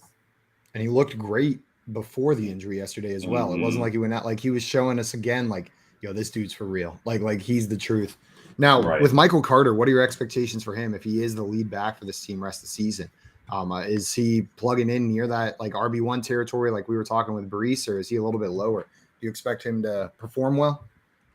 I would say he's a little bit lower, but he's a better pass catcher out of the backfield than Breece Hall. So you still get some production there, especially for fantasy as a pass catcher. But he's not the runner in between the tackles that Breece Hall is. So the Jets will lose a little bit running the football, specifically in between the tackles. But as a pass catcher out of the backfield, he is really pretty good at that.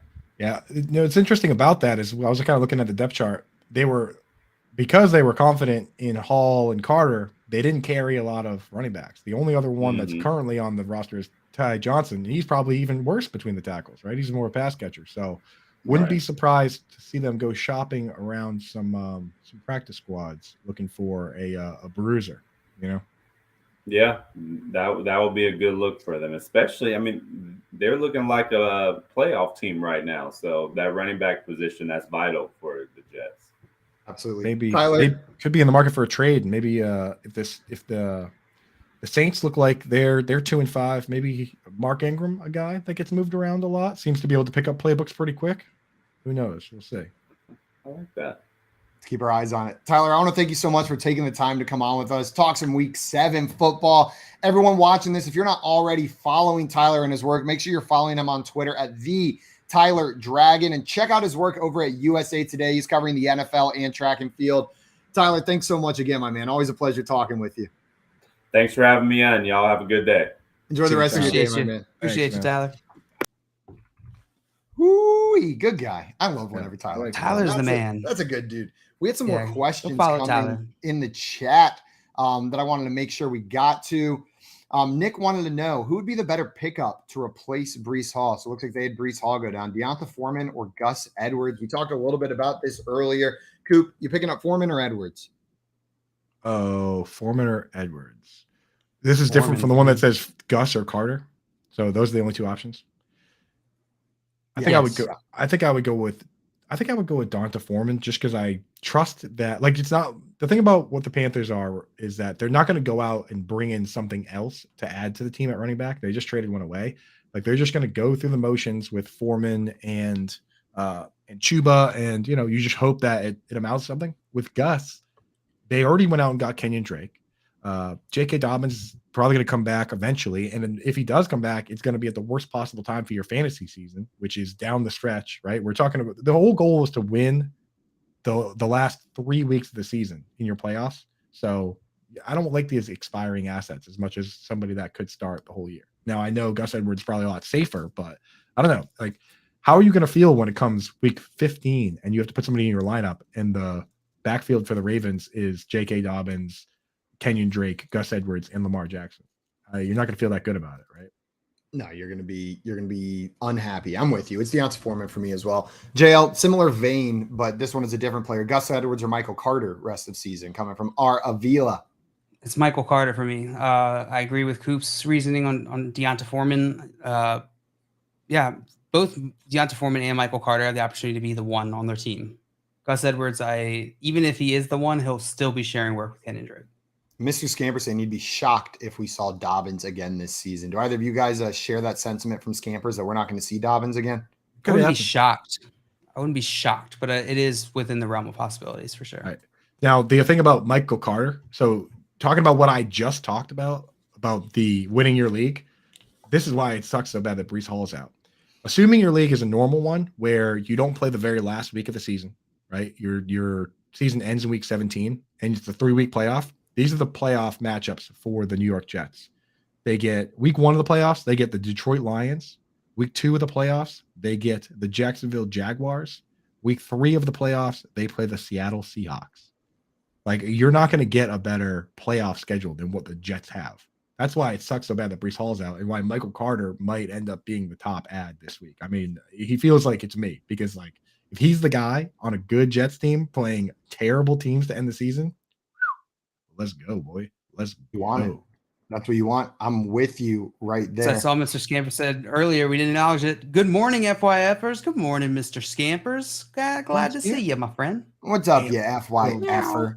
You little chat cat.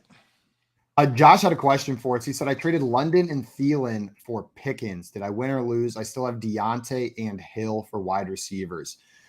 First, before we go through this, Josh, I hate thinking of trades in terms of win and loss. Even whenever you win, because one, we're wrong so often and team need plays a role, right? If both of these guys are on your bench, you were looking for a lottery ticket, like maybe the value doesn't matter as much to you. From a pure value perspective, yeah, man, I think I would have rather have London and Thielen. I think I would have preferred to keep both of those guys on my team, but you have Deontay and Hill as your starting wide receiver. So I understand maybe trading those guys for a lottery ticket for a rookie that has had some big plays. I'm not sure I would have made the move though. What do you think, JL? Yeah, I'm with you as well, Simon. We both agree on that take about the win-loss on the trades. Got nothing more to add. I'm like, honestly, dude, I love hype, right? Like, hype is fun, but our job is more fun with more hype. But what is George Pickens doing that Adam Thielen isn't doing? Like, Adam Thielen is pretty much the same dude, right? Getting 5, 6, 7 targets, scoring a touchdown, or he's not. Like, when I look at George Pickens, is he that much better than just straight up Adam Thielen? I'm not even sure. Like, so I don't know. I think if I had to pick one, I'd probably pick Pickens. But I think in terms of points per game, doesn't Adam Thielen have more fantasy points per game right now than George Pickens? Yeah. I mean, it is also a rookie wide receiver, right? So you expect it maybe to pick up you expect it to pick up as the season goes on, as they're getting used to this offense. But I mean, historically, we see that trend with rookie wide receivers. The second half of the season is not all the time. Not all the time, but more so than like a vet like Thielen, who you expect. Yeah. Like, you don't have that ramp up time as much because it's easier to get right into it. Well, let me give you another example. What about a guy like Drake London? Maybe he ramps up. He's a rookie, right? You're also trading him away on top of Thielen. Yeah, that's for sure true. Now, the other thing with Drake London is we did see him with that heavy involvement early in this offense, right? Like, the trend for Drake London right now is negative. I think the trend for Pickens is positive. Like we're looking a little bit at these trends as well. But I'm just saying, right in this very moment, Adam Thielen has more fantasy points than George Pickens, and he didn't even have a game this week. Adam Thielen already had his bye week too, so you can use him for the rest of the season. So for me, I don't know, man. I don't know if I don't even know if I would trade Adam Thielen straight up for George Pickens. Might be a hot take, but I like Thielen. He's a good player. That's and fair. It's highly consolidated targets among the top 2 guys, which is huge. Everybody, thank you so much for hanging out with us this morning. We are going to be live back again tomorrow from 7 to 10 a.m. Eastern time. So make sure to tune in and hang out with us then. Until tomorrow, though, we're out of here. Adios, everybody. Thanks so much for joining us.